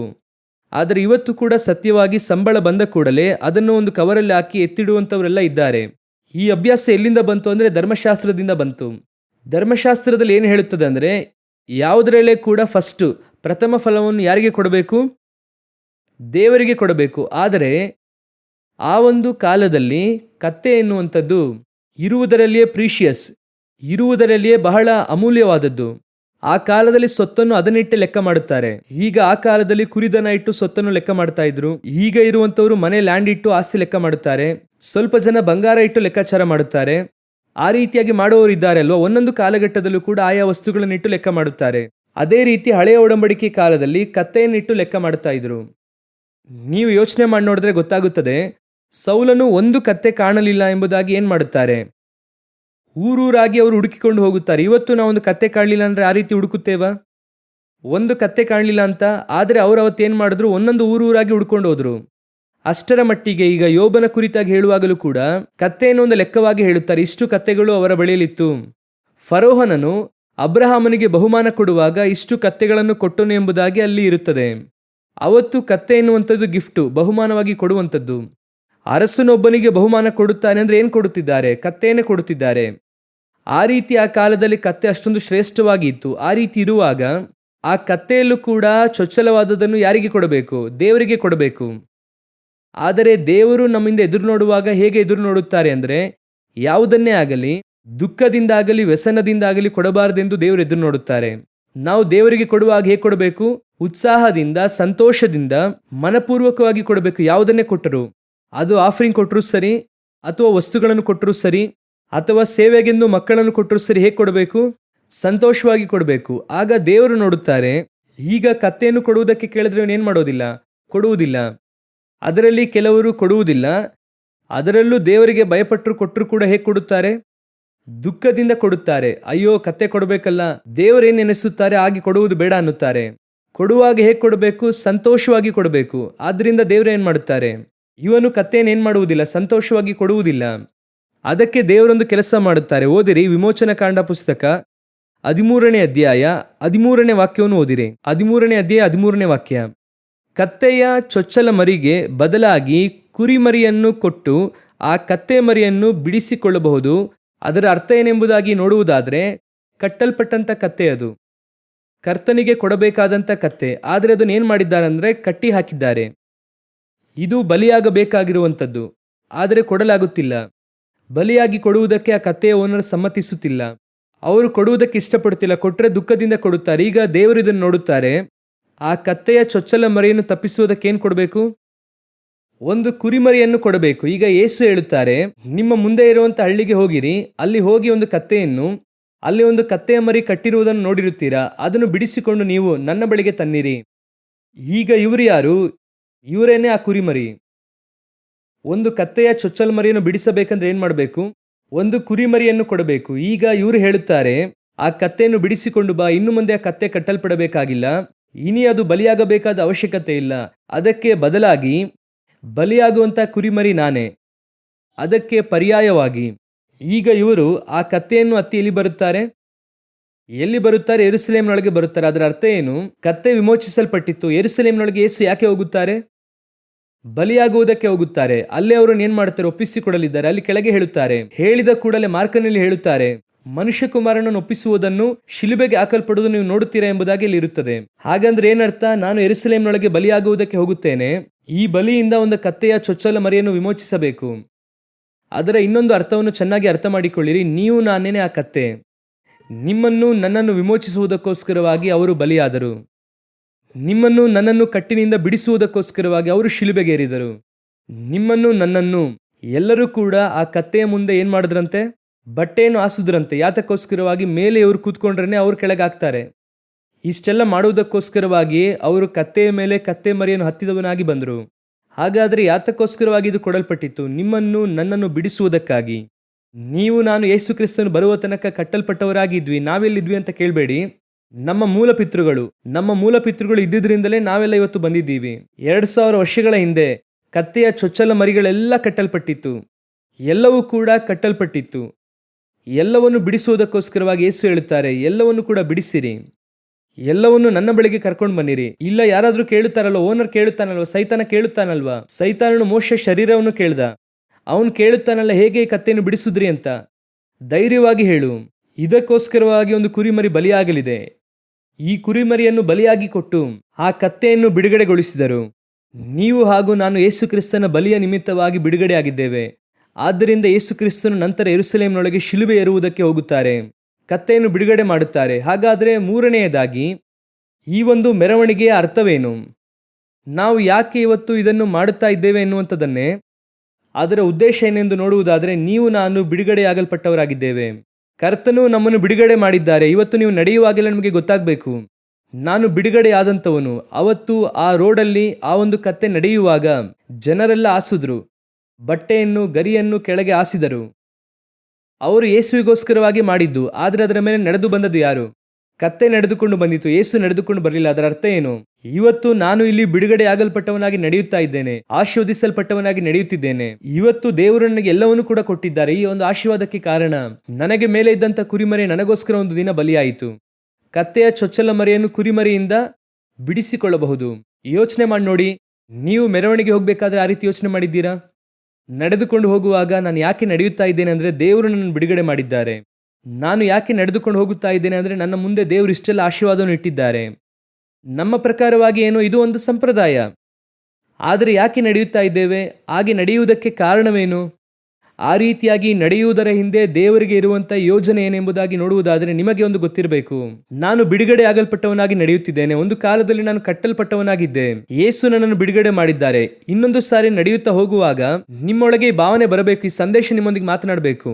ದೇವರೇ, ನಾನು ಈ ರೀತಿ ನಡೆದು ಹೋಗುತ್ತಾ ಇದ್ದೇನೆ ಅಂದ್ರೆ ನಿಮಗೆ ಗೊತ್ತಾ, ಇದೇ ಇಂಡಿಯಾದಲ್ಲಿ ನೀವು ನಾನು ನಡೆಯಲಿಕ್ಕೆ ಆಗದೇ ಇರುವಂತ ಒಂದು ಕಾಲಘಟ್ಟ ಇತ್ತು. ರೋಡಲ್ಲಿ ನಡೆಯಲಿಕ್ಕೆ ಆಗದೇ ಇರುವಂತ ಒಂದು ಕಾಲಘಟ್ಟ ಇತ್ತು. ಎಲ್ಲರೂ ನಡೆಯುತ್ತಾ ಇದ್ರು, ನಾವು ಮಾತ್ರ ಸೈಡ್ಗೆ ನಿಲ್ಲುವಂತ ಒಂದು ಕಾಲಘಟ್ಟ ಇತ್ತು. ಎಲ್ಲರೂ ಚಪ್ಪಲಿ ಹಾಕ್ತಾ ಇದ್ರು, ನಾವು ಚಪ್ಪಲಿ ಹಾಕದೇ ಇರುವಂತ ಒಂದು ಕಾಲಘಟ್ಟ ಇತ್ತು. ಎಲ್ಲರೂ ಶರ್ಟ್ ಹಾಕ್ತಾ ಇದ್ರು, ನಾವು ಶರ್ಟ್ ಹಾಕದೇ ಇರುವಂತ ಒಂದು ಕಾಲಘಟ್ಟ ಇತ್ತು. ಕರ್ತನು ಇವತ್ತು ಮಿಷನರಿಯನ್ನು ಇಲ್ಲಿ ಕಳಿಸಿ ಅವರು ನಮ್ಮನ್ನು ಆತ್ಮಿಕವಾಗಿ ಬಿಡುಗಡೆ ಆಗಿಸಿದರು. ಮಿಷನರಿಗಳು ಬಂದು ಕಾನೂನು ಪ್ರಕಾರ ನಮ್ಮನ್ನು ಬಿಡುಗಡೆ ಮಾಡಿದರು. ಇವತ್ತು ನಾವು ಧೈರ್ಯವಾಗಿ ನಡೆಯುತ್ತಾ ಇದ್ದೇವೆ. ಎಷ್ಟು ದೊಡ್ಡ ಆಶೀರ್ವಾದ! ಇದರ ಶ್ರೇಷ್ಠತೆ ನಮಗೆ ಅರ್ಥವಾಗ್ತಿದೆಯಾ? ಈಗ ಇರುವುದರಲ್ಲಿ ಏನೆಂದರೆ, ಈ ಶ್ರೇಷ್ಠತೆ ಗೊತ್ತಿಲ್ಲದೇ ಇರುವಂತ ಗುಂಪಿನಲ್ಲಿ ನೀವು ನಾನು ಸೇರಿದ್ದೇವೆ. ಎಷ್ಟು ದೊಡ್ಡ ಆಶೀರ್ವಾದ! ಒಂದು 50-100 ವರ್ಷಗಳ ಹಿಂದೆ ನೀವು ನಾನು ರೋಡ್ ಮೇಲೆ ನಡೆಯಲಿಕ್ಕಾಗದೇ ಇರುವಂಥ ಪರಿಸ್ಥಿತಿ ಇತ್ತು. ಇದೇ ಒಂದು 150-200 ವರ್ಷಗಳ ಹಿಂದೆ ನೋಡುವುದಾದರೆ ಮಿಷನರಿಗಳು ಬರುವುದಕ್ಕಿಂತ ಮುಂಚೆ ನಿಮಗೂ ನನಗೂ ಏನೂ ಇಲ್ಲದೇ ಇತ್ತು. ಆದರೆ ಇವತ್ತು ವಿದ್ಯಾಭ್ಯಾಸ, ಈ ಆಶೀರ್ವಾದ ಎಲ್ಲ ದೇವರು ಅವರ ಮೂಲಕವಾಗಿ ಕೊಟ್ಟದ್ದು. ಹಾಗಾದರೆ ನಾವೆಷ್ಟು ಕೃತಜ್ಞತೆ ಉಳ್ಳವರಾಗಿರಬೇಕು. ನಡೆಯುವಾಗ ನಮ್ಮ ಹೃದಯದಲ್ಲಿ ಏನು ಅನ್ನಿಸ್ಬೇಕು? ನೀವು ನಾನು ನಮ್ಮ ನಾಯಕರಿಗೋಸ್ಕರ ಸಾಯುವುದು ಬೇಡ, ಆದರೆ ಕೃತಜ್ಞತೆ ಇರಬೇಕಲ್ವಾ? ನಡೆಯುವಾಗ ಹೇಳಬೇಕಲ್ವಾ, ದೇವರು ನನ್ನನ್ನು ಬಿಡುಗಡೆ ಮಾಡಿದ್ದಾರೆ, ಕರ್ತನು ನನ್ನನ್ನು ಆಶೀರ್ವದಿಸಿದ್ದಾರೆ. ಕರ್ತನು ನನ್ನನ್ನು ಮಾತ್ರವಲ್ಲ, ಕತ್ತೆಯ ಚೊಚ್ಚಲ ಮರಿಯನ್ನು, ನನ್ನ ಕುಟುಂಬವನ್ನು, ನನ್ನ ತಲೆಮಾರನ್ನೇ ಕಾಪಾಡಿದ್ದಾರೆ. ಹಾಲೆಲೂಯಾ! ಇದುವೇ ಪ್ರವಾದನೆ ಹೇಳಲ್ಪಟ್ಟದರ ಎರಡನೆಯ ಮುಖ್ಯವಾದಂಥ ಉದ್ದೇಶ, ನಡೆದದ್ದು. ಮೂರನೆಯದಾಗಿ ಇನ್ನೊಂದು ಕಾರ್ಯವೂ ಇದೆ, ಅದನ್ನು ಮಾತ್ರ ಹೇಳಿ ನಾನು ಮುಗಿಸುತ್ತೇನೆ. ಯಾಕೆ ಈ ರೀತಿ ಯೇಸು ಕತ್ತೆಯ ಮರಿಯನ್ನು ಹತ್ತಿದವನಾಗಿ ಬಂದರು ಎಂಬುದಾಗಿ ಆ ವಾಕ್ಯವನ್ನು ಓದಿರಿ.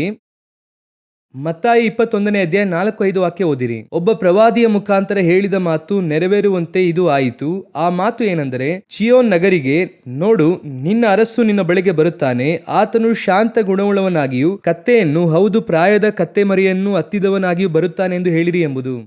ಈ ವಿಷಯವನ್ನು ನೀವು ಇದು ಪ್ರವಾದನೆಗಿಂತ ಇನ್ನೂ ಸ್ವಲ್ಪ ಆಳವಾದ ಕಾರ್ಯ. ಸ್ವಲ್ಪ ಗಮನಿಸಿದ್ರೆ ನಿಮಗೆ ಅರ್ಥವಾಗುತ್ತದೆ ಅಂದುಕೊಳ್ಳುತ್ತೇನೆ.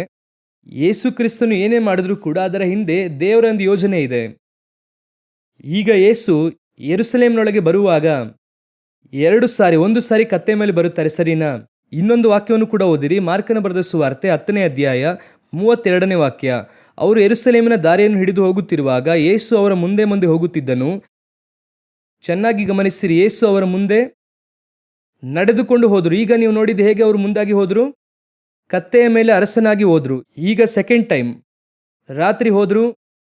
ಆ ನೈಟು ಬೆತನ್ಯದಲ್ಲಿ ತಂಗುತ್ತಾರೆ, ಮತ್ತೆ ಮರುದಿನ ಬರುತ್ತಾರೆ. ಬರುವಾಗ ಯೇಸು ಅವರ ಮುಂದೆ ಹೋಗುತ್ತಾ ಇದ್ದನು. ಅವರು ನೋಡಿ ಬೆರಗಾದರು. ವಾಕ್ಯ ಏನು ಹೇಳುತ್ತದೆ? ಅವರು ಬೆರಗಾಗಿ ಭಯಪಡುತ್ತಲೇ ಹಿಂದೆ ಬರುವವರಾದರು. ಇವರೊಂದಿಗೆ ತಾನೇ 3.5 ವರ್ಷ ನಡೆದಿದ್ದಾರೆ. ಎಲ್ಲ ಸಂದರ್ಭದಲ್ಲೂ ಅವರೊಂದಿಗೇನೆ ನಡೆದಿದ್ದಾರೆ. ಹಾಗಾದರೆ ಯಾಕೆ ಅವರು ಇವಾಗ ಮಾತ್ರ ಯೆರೂಸಲೇಮಿನೊಳಗೆ ಹೋಗುತ್ತಾ ಇದ್ದಾರೆ, ಮುಂದೆ ಹೋಗುತ್ತಿದ್ದಾರೆ? ಹಿಂದೆ ಹೋಗುತ್ತಾ ಇರುವಂಥ ಶಿಷ್ಯರು ಏನು ಮಾಡುತ್ತಾರೆ? ಬೆರಗಾಗುತ್ತಾರೆ. ಎರಡನೆಯದಾಗಿ ಭಯಪಡುತ್ತಾರೆ. ಅಂಥದ್ದೇನ್ರಿ ನಡೆಯುತ್ತಲ್ಲಿ? ಯೇಸು ಮುಂದೆ ಹೋದರು ಎಂಬುದಾಗಿ ಮಾತ್ರ ಇರುತ್ತದೆ. ಹಾಗಂದ್ರೆ ಏನರ್ಥ? ಈ ಸ್ಥಳದಲ್ಲಿ 2 ಮುಖ್ಯವಾದ ವಿಷಯವನ್ನು ಯೇಸು ಕ್ರಿಸ್ತನು ಮಾಡುತ್ತಾರೆ. ಇದೇ ಯೆರೂಸಲೇಮಿನೊಳಗೆ ಒಂದು ಸಾರಿ ಕತ್ತೆಯ ಮೇಲೆ ನಡ್ಕೊಂಡು ಹೋಗುತ್ತಾರೆ, ಕತ್ತೆಯ ಮೇಲೆ ಬರುತ್ತಾರೆ, ಇನ್ನೊಂದು ಸಾರಿ ನಡ್ಕೊಂಡು ಬರುತ್ತಾರೆ. ಕತ್ತೆಯ ಮೇಲೆ ಬರುವಾಗ ಅವರಿಗೆ ಅರಸನಿಗೆ ಜಯವಾಗಲಿ ಎಂಬುದಾಗಿ ಹೇಳುತ್ತಾರೆ. ಅದೇ ಸಮಯದಲ್ಲಿ ನಡೆಕೊಂಡು ಬರುವಾಗ ಶಿಷ್ಯರು ಅವರನ್ನು ನೋಡಿ ಬೆರಗಾಗಿ ಭಯಪಡುತ್ತಾರೆ. ಇದು ಯಾವುದಕ್ಕೆ ಗುರುತು ಎಂಬುದಾಗಿ ನೋಡುವುದಾದರೆ, ಯೇಸು ಕ್ರಿಸ್ತನೆನ್ನುವವರು ಒಬ್ಬ ಬಹಳ ಮುಖ್ಯವಾದ ವ್ಯಕ್ತಿಗೆ ಗುರುತಾಗಿ ಇದ್ದಾರೆ ಎಂಬುದಾಗಿ ಇಬ್ರಿಯರಲ್ಲಿ ಓದುತ್ತೇವೆ. ಇಬ್ರಿಯರಿಗೆ ಬರೆದ ಪುಸ್ತಕದಲ್ಲಿ 7ನೇ ಅಧ್ಯಾಯ 15ನೇ ವಾಕ್ಯವನ್ನು ಓದಿರಿ. ಇದಲ್ಲದೆ ಬೇರೊಬ್ಬ ಯಾಜಕನು ಶರೀರ ಧರ್ಮ ವಿಷಯವಾದ ನಿಯಮದ ಪ್ರಕಾರವಾಗಿರದೆ ಮೆಲ್ಕಿಸೆದೇಕನ ಸಾದೃಶ್ಯದಲ್ಲಿ ನಿರ್ಲಯವಾದ ಜೀವದ ಶಕ್ತಿಯುಳ್ಳವನಾಗಿದ್ದು ಬರಬೇಕಾದದರಿಂದ ನಮ್ಮ ಸಿದ್ಧಾಂತ ಮತ್ತು ಸ್ಪಷ್ಟವಾಯಿತು. ಆತನ ವಿಷಯದಲ್ಲಿ ನೀನು ಸದಾಕಾಲವು ಮೆಲ್ಕಿಸೆದೇಕನ ತರಹದ ಯಾಜಕನಾಗಿದ್ದೀಯೆಂದು ಹೇಳಿದೆಯಲ್ಲ. ಹಾಗಾದರೆ ಮೆಲ್ಕಿಸೆದೇಕನ ತರಹದ ಪ್ರಕಾರವಾಗಿ ಯೇಸು ಕ್ರಿಸ್ತನ ಯಾಜಕನಾಗಿದ್ದಾರೆಂದು ಅಲ್ಲಿದೆ. ಮೆಲ್ಕಿಸೆದೇಕನು ಎನ್ನುವುದಕ್ಕೆ 2 ಅರ್ಥ ಇದೆ. ಎಲ್ಲಿದೆ? ಅದೇ 7ನೇ ಅಧ್ಯಾಯ 2ನೇ ವಾಕ್ಯ. ಅವನಿಗೆ ಅಬ್ರಹಾಮನು ತಾನು ಜಯಿಸಿಕೊಂಡು ಬಂದಿದ್ದ ಎಲ್ಲ ವಸ್ತುಗಳಲ್ಲಿ 10ನೇ ಒಂದು ಭಾಗವನ್ನು ಕೊಟ್ಟನು. ಅವನ ಹೆಸರಿನ ಅರ್ಥವು ನೀತಿ ರಾಜ ಎಂಬುದು. ಇದಲ್ಲದೆ ಅವನು ಸಾಲೇಮಿನ ರಾಜ್ಯ, ಅಂದರೆ ಸಮಾಧಾನ ರಾಜ್ಯ. ಅದರಲ್ಲಿ 2 ಪಾರ್ಟ್ ಇದೆ, ಒಂದು ನೀತಿ ರಾಜ್ಯ, ಇನ್ನೊಂದು ಸಮಾಧಾನದ ರಾಜ. ಇವೆರಡು ಒಟ್ಟಿಗೆ ಸೇರಿರುವಂಥದ್ದೇ ಒಬ್ಬ ಮೆಲ್ಕಿಸೆದೇಕನು, ಅದಕ್ಕೆ ಸಮವಾಗಿ ಯೇಸು ಕ್ರಿಸ್ತನು. ಇವೆರಡನ್ನು ಕೂಡ ಪ್ರತಿಬಿಂಬಿಸುವಂಥ ಇಬ್ಬರು ಅರಸರಿದ್ದರು ಹಳೆಯ ಒಡಂಬಡಿಕೆಯಲ್ಲಿ. ಒಬ್ಬ ದಾವೀದನು, ಇನ್ನೊಬ್ಬ ಸೊಲೊಮೋನನು. ಸೊಲೊಮೋನನು ಸಮಾಧಾನದ ರಾಜ, ದಾವೀದನು ನೀತಿಯ ರಾಜ. ಇದೇ ಯೆರೂಸಲೇಮ್ ನಗರದಲ್ಲಿ ದಾವೀದನು ಹೇಗೆ ಬಂದ ಎಂಬುದಾಗಿ ವಾಕ್ಯ ಹೇಳುತ್ತದೆ. ಓದಿರಿ, 2 ಸಮುವೇಲನ ಪುಸ್ತಕ 6ನೇ ಅಧ್ಯಾಯ 13 ಹಾಗೂ 14ನೇ ವಾಕ್ಯವನ್ನು ಓದಿರಿ. ಯೆಹೋವನ ಮಂಜೂಷವನ್ನು ಹೊತ್ತವರು 6 ಹೆಜ್ಜೆ ನಡೆದ ನಂತರ ದಾವೀದನು ಒಂದು ಎತ್ತನ್ನು ಕೊಬ್ಬಿದ ಕರುವನ್ನು ಯಜ್ಞ ಮಾಡಿದನು. ದಾವೀದನು ನಾರಿನ ಏಫೋದನ್ನು ಧರಿಸಿಕೊಂಡವನಾಗಿ ಯೆಹೋವನ ಸನ್ನಿಧಿಯಲ್ಲಿ ಪೂರ್ಣಾಸಕ್ತಿಯಿಂದ ಕುಣಿದಾಡಿದನು. ಇದು ದಾವೀದನು ಅದೇ ಯೆರೂಸಲೇಮಿನಲ್ಲಿ ನಡೆದು ಬಂದದ್ದು. ನೆಕ್ಸ್ಟ್ 1 ಅರಸರುಗಳು 1:39ನೇ ವಾಕ್ಯ ಓದಿರಿ. ಯಾಜಕನಾದ ಚಾದೋಕನು ದೇವದರ್ಶನ ಗುಡಾರದಲ್ಲಿರುವ ಎಣ್ಣೆಯ ಕೊಂಬನ್ನು ತೆಗೆದುಕೊಂಡು ಸೊಲೊಮೋನನನ್ನು ಅಭಿಷೇಕಿಸಿದನು. ಕೂಡಲೇ ಕೊಂಬನ್ನೂದಿ ಎಲ್ಲಾ ಜನರು ಅರಸನಾದ ಸೊಲೊಮೋನನು ಚಿರಂಜೀವಿಯಾಗಿರಲಿ ಎಂದು ಆರ್ಭಟಿಸಿದರು. ಹಾಗಾದರೆ ಸೊಲೊಮೋನನು ಒಳಗೆ ಹೇಗೆ ಬಂದರು? ಅದರ ಹಿಂದಿನ ವಾಕ್ಯ ಹೇಳುತ್ತದೆ, ಸೊಲೊಮೋನನನ್ನು ಅರಸನಾದ ದಾವೀದನ ಏಸರಗತ್ತೆಯ ಮೇಲೆ ಕುಳ್ಳರಿಸಿ ಗಿಹೋನಿಗೆ ಕರಕೊಂಡು ಹೋದರು. ಚೆನ್ನಾಗಿ ಗಮನಿಸಿರಿ, ಇದೇ ಯೆರೂಸಲೇಮಿನೊಳಗೆ ದಾವೀದನು ಮುಂದೆ ನಡ್ಕೊಂಡು ಬಂದನು, ಸೊಲೊಮೋನನು ಕತ್ತೆಯ ಮೇಲೆ ಬಂದನು. ಇವನು ನೀತಿಯ ರಾಜ, ಅವನು ಸಮಾಧಾನದ ರಾಜ. ಇವೆರಡನ್ನು ಕೂಡ ಯೇಸು ಮಾಡಬೇಕು. ಈ 2 ಪ್ರವಾದನೆಗಳು ಅಲ್ಲಿ ನೆರವೇರಬೇಕು. ಈಗ ದಾವೀದನು ಒಳಗೆ ಬರುವಾಗಲೇ ವಸ್ತ್ರವು ಕೆಳಗೆ ಬಿತ್ತು. ಆನಂತರವಾಗಿ ಮೀಕಳು ಅದನ್ನು ಅಪಹಾಸ್ಯ ಮಾಡುತ್ತಾಳೆ. ಆನಂತರ ಆಕೆ ಗರ್ಭ ಮುಚ್ಚಲ್ಪಡುತ್ತದೆ. ಆನಂತರವಾಗಿ ದಾವೀದನು ಏನು ಮಾಡುತ್ತಾರೆ ಅಂದರೆ ರೊಟ್ಟಿ ದ್ರಾಕ್ಷಾರಸವನ್ನು ತೆಗೆದುಕೊಡುತ್ತಾರೆ. 6ನೇ ಅಧ್ಯಾಯದಲ್ಲಿ ದ್ರಾಕ್ಷಾರಸ, ರೊಟ್ಟಿ ಹಾಗೂ ಮಾಂಸದ ತುಂಡನ್ನು ತೆಗೆದು ಜನರಿಗೆ ಕಮ್ಯುನಿಯನ್ ಕೊಡುತ್ತಾರೆ. ಅದನ್ನು ನೀವು 2 ಸಮುವೇಲ 6ನೇ ಅಧ್ಯಾಯದಲ್ಲಿ ನೀವು ಓದುವಾಗ 19ನೇ ವಾಕ್ಯ, ಸಭೆಯಾಗಿ ನೆರೆದು ಬಂದಿರುವ ಇಸ್ರಾಯೇಲರಲ್ಲಿ ಪ್ರತಿಯೊಬ್ಬ ಗಂಡಸಿಗೂ ಹೆಂಗಸಿಗೂ 1 ರೊಟ್ಟಿಯನ್ನು 1 ತುಂಡು ಮಾಂಸವನ್ನು ದ್ರಾಕ್ಷಿ ಹಣ್ಣಿನ ಹುಂಡೆಯನ್ನು ಕೊಡಿಸಿದನು. ತರುವಾಯ ಜನರೆಲ್ಲರೂ ತಮ್ಮ ತಮ್ಮ ಮನೆಗಳಿಗೆ ಹೋದರು. ಈ ವಾಕ್ಯದ ಪ್ರಕಾರ ದಾವೀದನು ಒಳಗೆ ಹೋಗಿ ಜನರಿಗೆ ಕಮ್ಯುನಿಯನ್ ಕೊಡುತ್ತಾರೆ. ಯೇಸು ಕ್ರಿಸ್ತನು ಒಳಗೆ ಹೋಗಿ ಕಮ್ಯುನಿಯನ್ ಕೊಡುತ್ತಾರೆ. ಒಂದು ಸಾರಿ ಒಳಗೆ ಬರುವಾಗ ಯೇಸು ನಡ್ಕೊಂಡು ಬರುತ್ತಾರೆ, ಇನ್ನೊಂದು ಸಾರಿ ಬರುವಾಗ ಕತ್ತೆಯ ಮೇಲೆ ಬರುತ್ತಾರೆ. ಇವರಿಬ್ಬರು ಕೂಡ ಮಾಡಿದ್ದನ್ನು ಯೇಸು ಮಾಡುತ್ತಾರೆ. ಈ ಪ್ರವಾದನೆ ನೆರವೇರಬೇಕು. ಈಗ ಲೆಕ್ಕಾಚಾರದ ಪ್ರಕಾರ ಯೇಸು ಕ್ರಿಸ್ತನು 2 ಕಾರ್ಯವನ್ನು ಮಾಡಿ ಮುಗಿಸುತ್ತಾರೆ. ಇನ್ನೂ ಸ್ಪಷ್ಟವಾಗಿ ನಿಮಗೆ ಹೇಳಬೇಕಂದ್ರೆ ಯೇಸು ಯಾಜಕನಾಗಿ ದಾವೀದನು ನೋಡುವುದಾದರೆ ಏಫೋದನ್ನು ಧರಿಸಿಕೊಂಡನೆಂಬುದಾಗಿ ಇರುತ್ತದೆ. ಅದೇ 6ನೇ ಅಧ್ಯಾಯ 14ನೇ ವಾಕ್ಯದಲ್ಲಿ ದಾವೀದನು ನಾರಿನ ಏಫೋದನ್ನು ಧರಿಸಿಕೊಂಡವನಾಗಿ, ಆ ಏಫೋದನ್ನು ಧರಿಸಿಕೊಳ್ಳುವಂತವರು ಯಾಜಕರು ಹಾಕಿಕೊಳ್ಳಬೇಕಾದ ಡ್ರೆಸ್ ಅನ್ನು ದಾವೀದನು ಹಾಕಿಕೊಂಡು ಯೆರೂಸಲೇಮಿನೊಳಗೆ ನಡ್ಕೊಂಡು ಬಂದು ಅವರು ಕಮ್ಯುನಿಯನ್ ಅನ್ನು ಕೊಡುತ್ತಾರೆ. ಇದೇ ಕಾರ್ಯವನ್ನು ಯೇಸು ಕ್ರಿಸ್ತನು ಮಾಡುತ್ತಾರೆ. ಅವರು ಅರಸನಾಗಿ ಇದ್ದರೂ ಯಾಜಕನಾಗಿ ಬಂದು ಕಮ್ಯುನಿಯನ್ ಕೊಡುತ್ತಾರೆ.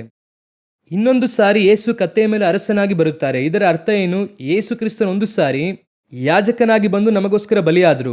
ಕತ್ತೆ ಮೇಲೆ ಬರುವಂಥದ್ದು ಯಾವುದನ್ನು ಸೂಚಿಸುತ್ತದೆ ಅಂದರೆ 2ನೇ ಬಾರಿ ಯೇಸು ಕ್ರಿಸ್ತನ ಅರಸನಾಗಿ ಬರಲಿದ್ದಾರೆ. ಮತ್ತೆ ಒಳಗೆ ಬಂದು ರಾಜ್ಯಭಾರ ಮಾಡುತ್ತಾರೆ. ಸೊಲೊಮೋನನು ಏನೇನೆಲ್ಲ ಮಾಡಿದ್ನೋ ಅಂದರೆ ರಾಜ್ಯಭಾರವನ್ನು, ಸಮಾಧಾನದ ರಾಜ್ಯಭಾರ, ಅದೇ 1000 ವರ್ಷದ ಆಡಳಿತ, ಅದನ್ನು ಯೇಸು ಮಾಡಲಿದ್ದಾರೆ. ಅದನ್ನೇ ಗುರುತಾಗಿಯೇ ಕತ್ತೆಯ ಮೇಲೂ ಕತ್ತೆಯ ಮರಿ ಮೇಲೂ ಯೇಸು ಯಾಕೆ ಕತ್ತೆಯ ಮರಿಯನ್ನು ಹತ್ತಿದವರಾಗಿ ಬರುತ್ತಾರೆ ಅಂದರೆ, ನೀವು ಎಲ್ಲ ಕಡೆ ನೋಡಿರಿ, ಸೌಲನನ್ನು ಸಮುವೇಲನ ಅಭಿಷೇಕ ಮಾಡುತ್ತಾರೆ, ದಾವೀದನನ್ನು ಸಮುವೇಲನ ಅಭಿಷೇಕ ಮಾಡುತ್ತಾರೆ. ಆದರೆ ಸೊಲೊಮೋನನನ್ನು ಮಾತ್ರ ಕತ್ತೆಯ ಮೇಲೆ ಹತ್ತಿಸಿ ಕರ್ಕೊಂಡು ಬರುತ್ತಾರೆ. ಸೊಲೊಮೋನನ್ ಎನ್ನುವಂಥವನು ಸಮಾಧಾನಕ್ಕೆ ಗುರುತು. ಇನ್ನೂ ಹೇಳಬೇಕಂದ್ರೆ ಸೊಲೊಮೋನನು ಯೆಹೋವನ ಮಗನು, ಯೆಹೋವನ ಬಲಗೈ, ಈ ರೀತಿ ಅನೇಕ ಗುರುತುಗಳಿದೆ. ಕರ್ತನೇ ಅವನಿಗೆ ಹೆಸರಿಡುತ್ತಾರೆ. ಸೊ ನೆಕ್ಸ್ಟು ಕತ್ತೆಯ ಮೇಲೂ ಕತ್ತೆಯ ಮರಿಯ ಮೇಲೂ ಆ ರೀತಿ ಪ್ರವಾದನೆಯಾಗಿ ನುಡಿದಿರುವಂಥ ನೆರವೇರುವಿಕೆ ಏನೆಂದರೆ, 2ನೇದಾಗಿ ಯೇಸು ಕತ್ತೆಯ ಮೇಲೂ ಕತ್ತೆಯ ಮರಿಯ ಮೇಲೂ ಅರಸನಾಗಿ ಬಂದ ಹಾಗೆ ಪುನಃ ಈ ಲೋಕಕ್ಕೆ ಬಂದು ಅವರು 1000 ವರ್ಷದ ಆಳ್ವಿಕೆಯನ್ನು ಮಾಡಲಿದ್ದಾರೆ. ಅದಕ್ಕೆ ಸೂಚನೆಯಾಗಿಯೇ ಯೇಸು ಕತ್ತೆಯ ಮೇಲೂ ಬರುತ್ತಾರೆ, ನಡ್ಕೊಂಡು ಬರುವಂಥದ್ದು ನಾರಿನ ಏಫೋದನ್ನು ಧರಿಸಿಕೊಂಡ ದಾವೀದನು, ಅರಸನ ವಸ್ತ್ರ ಧರಿಸಿಕೊಂಡು ಸೊಲೊಮೋನು ನಿಲ್ಲುತ್ತಾನೆ. ಪುನಃ ಯೇಸು ಕ್ರಿಸ್ತನ ಅರಸನಾಗಿ ಬರಲಿದ್ದಾರೆ. ಹಾಗಾದರೆ ಈ ಮೆರವಣಿಗೆಯಲ್ಲಿ ನೀವು ಮಾಡಬೇಕಾಗಿರುವಂಥ 3ನೇ ಕಾರ್ಯ ಏನೆಂದು ಕೇಳುವುದಾದರೆ, ನಾವು ಈ ರೀತಿಯಾಗಿ ಹೋಗುವುದಕ್ಕೆ ಕಾರಣ ಏನೆಂದರೆ ನಮ್ಮ ದೇವರು ಪುನಃ ಅರಸನಾಗಿ ಬರುತ್ತಾರೆ ಎಂಬುದಾಗಿ ಅರ್ಥ. ಆ ಒಂದು ಭಾವನೆಯೊಂದಿಗೇನೆ ಈ ಕಾರ್ಯವನ್ನು ಮಾಡಬೇಕು. ನಾವೀಗ ಇದನ್ನು ಕೇವಲ ಸಂಪ್ರದಾಯವಾಗಿ ಆಚಾರವಾಗಿ ಮಾಡುವುದಕ್ಕೆ ಆರಂಭಿಸಿದ್ದೇವೆ. ಇದರ ಹಿಂದೆ ಇರುವಂತಹ ಪ್ರವಾದನೆ ಯಾವುದನ್ನು ಸತ್ಯವೇದ ಹೇಳುತ್ತದೆ. ಪ್ರವಾದನೆ ಯಾಕೆ ನುಡಿಯಲ್ಪಟ್ಟಿತು? ಯೇಸು ಇನ್ನೂ ಯಾವ ಅರಮನೆಯಲ್ಲೂ ಕೂತುಕೊಂಡಿಲ್ಲ, ರಾಜವಸ್ತ್ರವನ್ನು ಧರಿಸಿಕೊಂಡಿಲ್ಲ. ಆದರೆ ವಾಕ್ಯ ಹೇಳುತ್ತದೆ ಪುನಃ ಅವರು ಬಂದು 1000 ವರ್ಷದ ಆಡಳಿತವನ್ನು ಮಾಡುತ್ತಾರೆ. ಹಾಗಾದರೆ 4ನೇದಾಗಿ ಇದರ ಮೂಲಕವಾಗಿ ನೀನು ತಿಳಿದುಕೊಳ್ಳಬೇಕಾಗಿರುವಂಥ ಪ್ರವಾದನೆ ಏನೆಂದರೆ, ಅವರು ಪುನಃ ಅರಸನಾಗಿ ಬರಲಿದ್ದಾರೆ, ಆಳ್ವಿಕೆಯನ್ನು ಮಾಡುವವರಾಗಿ ಬರಲಿದ್ದಾರೆ ಎನ್ನುವಂಥದ್ದೇ ಕತ್ತೆಯ ಮೇಲೆ ಬರುವುದಕ್ಕೆ ಸೂಚನೆಯಾಗಿದೆ. ನಾವಿವತ್ತು ಎಷ್ಟು ಜನ ಯೇಸು ಬರುತ್ತಾರೆ ಎಂಬುದಾಗಿ ನಂಬುತ್ತೇವೆ, ಅರಸನಾಗಿ ಬರುತ್ತಾರೆ ಎಂಬುದಾಗಿ ನಂಬುತ್ತೇವೆ? ಅದಕ್ಕೆ ನಾವು ಸಿದ್ಧರಾಗಿದ್ದೇವಾ? ನೀವು ಚೆನ್ನಾಗಿ ಗಮನಿಸುವುದಾದರೆ ಯೆರೂಸಲೇಮ್ ನಗರದಲ್ಲಿರುವಂಥವರೆಲ್ಲರೂ ಕೂಡ ಇವರು ಬರುವಾಗ ಯಾರಂತ ಕೇಳುತ್ತಾರೆ. ಇವರು ಯಾರು? ಆದರೆ ಇವರು ಅವರಿಗೆ ಅರಸನು. ಅವರ ಬಳಿಗೆ ಬಂದು 33 ವರ್ಷ ಆಯಿತು, ಅದೇ ಇಸ್ರಾಯೇಲ್ ದೇಶದಲ್ಲಿ. ಆದರೆ ಅಲ್ಲಿರುವವರಿಗೆ ಗೊತ್ತಾಗಲಿಲ್ಲ ಅವರೇ ಇಸ್ರಾಯೇಲರ ಅರಸನು ಎಂಬುದಾಗಿ. ಅದೇ ಪರಿಸ್ಥಿತಿನೇ ಇವತ್ತು ಸಭೆಯಲ್ಲೂ ಕೂಡ. ನೀವೀಗ ಹೇಳುತ್ತೀರಾ, ನಮಗೆ ಚೆನ್ನಾಗಿ ಗೊತ್ತಲ್ವಾ, ಯೇಸು ಅರಸನು ಎಂಬುದಾಗಿ ಗೊತ್ತಲ್ವಾ, ಯೇಸು ಬರುತ್ತಾರೆ ಅಂತ ಗೊತ್ತಲ್ವಾ. ಬರುತ್ತಾರೆ ಎಂಬುದಾಗಿ ತಿಳಿದಿರುವಂಥದ್ದು ಮುಖ್ಯವಲ್ಲ, ಸಿದ್ಧರಾಗಿದ್ದೇವಾ ಎನ್ನುವಂಥದ್ದೇ ಮುಖ್ಯ. ಟೈಮ್ ಟೇಬಲ್ ಕೊಡುತ್ತಾರೆ ಎಂಬುದಾಗಿ ನಮ್ಮೆಲ್ಲರಿಗೂ ಕೂಡ ಗೊತ್ತು. ಕೊಟ್ಟರೆ ಎಕ್ಸಾಮ್ ಬರೆಯುವುದಕ್ಕೆ ಸಿದ್ಧರಾಗಿರಬೇಕು, ಅದಕ್ಕಾಗಿ ಅದು ಕೊಡುವಂಥದ್ದು. ನಾವಿವತ್ತು ಎಷ್ಟು ಜನ ಆತನ ಬರೋಣಕ್ಕೆ ಸಿದ್ಧರಾಗಿದ್ದೇವೆ? ಅಲ್ಲಿ ಯೇಸುವಿನೊಂದಿಗೆ ಒಂದು ಗುಂಪು ಮಾತ್ರ ಅವ್ರ ಹಿಂದೆ ಹೋಯಿತು. ಅದರಲ್ಲಿ ಒಂದು ಗುಂಪಿನವರು ಮಾತ್ರ ಹಿಂದೆ ಮುಂದೆ ಹೋದರು, ಬಟ್ಟೆಯನ್ನು ಹಾಸಿದ್ರು. ಆದರೆ ಇನ್ನೊಂದು ಗುಂಪು ನನಗೆ ಯಾರಂತ ಗೊತ್ತಿಲ್ಲ, ಯಾರಿವರು, ಎಲ್ಲಿಂದ ಬಂದಿದ್ದು. ಅದೇ ರೀತಿಯಾಗಿಯೇ ಒಂದು ಗುಂಪಿನವರು ಮಾತ್ರವೇ ಯೇಸು ಕ್ರಿಸ್ತನ ಅರಸನಾಗಿ ಬರುವಾಗ ಸಂಧಿಸುವುದಕ್ಕೆ ಸಿದ್ಧರಾಗಿರುತ್ತಾರೆ. ಬಹುತೇಕವಾದ ಜನರು ಇದಕ್ಕೆ ಸಿದ್ಧವಾಗಿ ಇಲ್ಲ. ನೀವು ಇದನ್ನು ಮಾಡುತ್ತಾ ಇರುವುದರಿಂದ ನೀವು ಸಿದ್ಧರಾಗಿದ್ದೀರಾ ಅಂತ ಅರ್ಥವಲ್ಲ. ಈಗ ನೀವು ತಿಳಿದುಕೊಳ್ಳಿರಿ, ಇದನ್ನು ನೀವು ಯಾಕೆ ಮಾಡುತ್ತಾ ಇದ್ದೀರಾ ಅಂದರೆ ಪುನಃ ಯೇಸು ಕ್ರಿಸ್ತನು ಬರುತ್ತಾರೆ ಎನ್ನುವಂಥ ಸೂಚನೆಗೆ ಇದನ್ನು ಮಾಡುತ್ತಾ ಇದ್ದೀರಾ. ಇದನ್ನು ಮಾಡುವಾಗ ನಿಮಗೆ ಗೊತ್ತಿರಬೇಕು, ನಾನು ಯೇಸು ಕ್ರಿಸ್ತನ ಬರೋಣಕ್ಕೆ ಸಿದ್ಧನಾಗಿದ್ದೇನೆ. ನೀವು ಆತನ ಬರೋಣಕ್ಕೆ ಸಿದ್ಧರಾಗದೇ ಇರುವಂಥವ್ರು ಇದನ್ನು ಮಾಡಿದ್ರಿ ಅಂದರೆ ಒಂದು ಗುಂಪಿನವರು ಕೇಳಿದ್ರಲ್ವಾ, ಇವರು ಯಾರು, ಎಲ್ಲಿಂದ ಬರುತ್ತಾ ಇದ್ದಾರೆ ಎಂಬುದಾಗಿ. ಆ ಗುಂಪಿನವರು ನೀವು ಒಂದೇನೆ. ಆದರೆ ಒಂದು ಗುಂಪಿನವರು ಅವರು ಯಹೂದ್ಯರಿಗೆ ಅರಸನು ಎಂಬುದಾಗಿ ಹೇಳಿದ್ರಲ್ವಾ, ಆ ಗುಂಪಿನವರಾಗಿ ನೀವು ಇರಬೇಕಂದ್ರೆ ಸಿದ್ಧರಾಗಿದ್ದರೆ ಮಾತ್ರವೇ ಆ ಗುಂಪಿನವರಾಗ್ತೀರಾ. ನೀವು ಸಿದ್ಧರಾಗಿದ್ದೀರಾ ಎಂಬುದಾಗಿ ಪರೀಕ್ಷಿಸಿ ನೋಡಿರಿ. ನಾನು ಮುಗಿಸುತ್ತೇನೆ.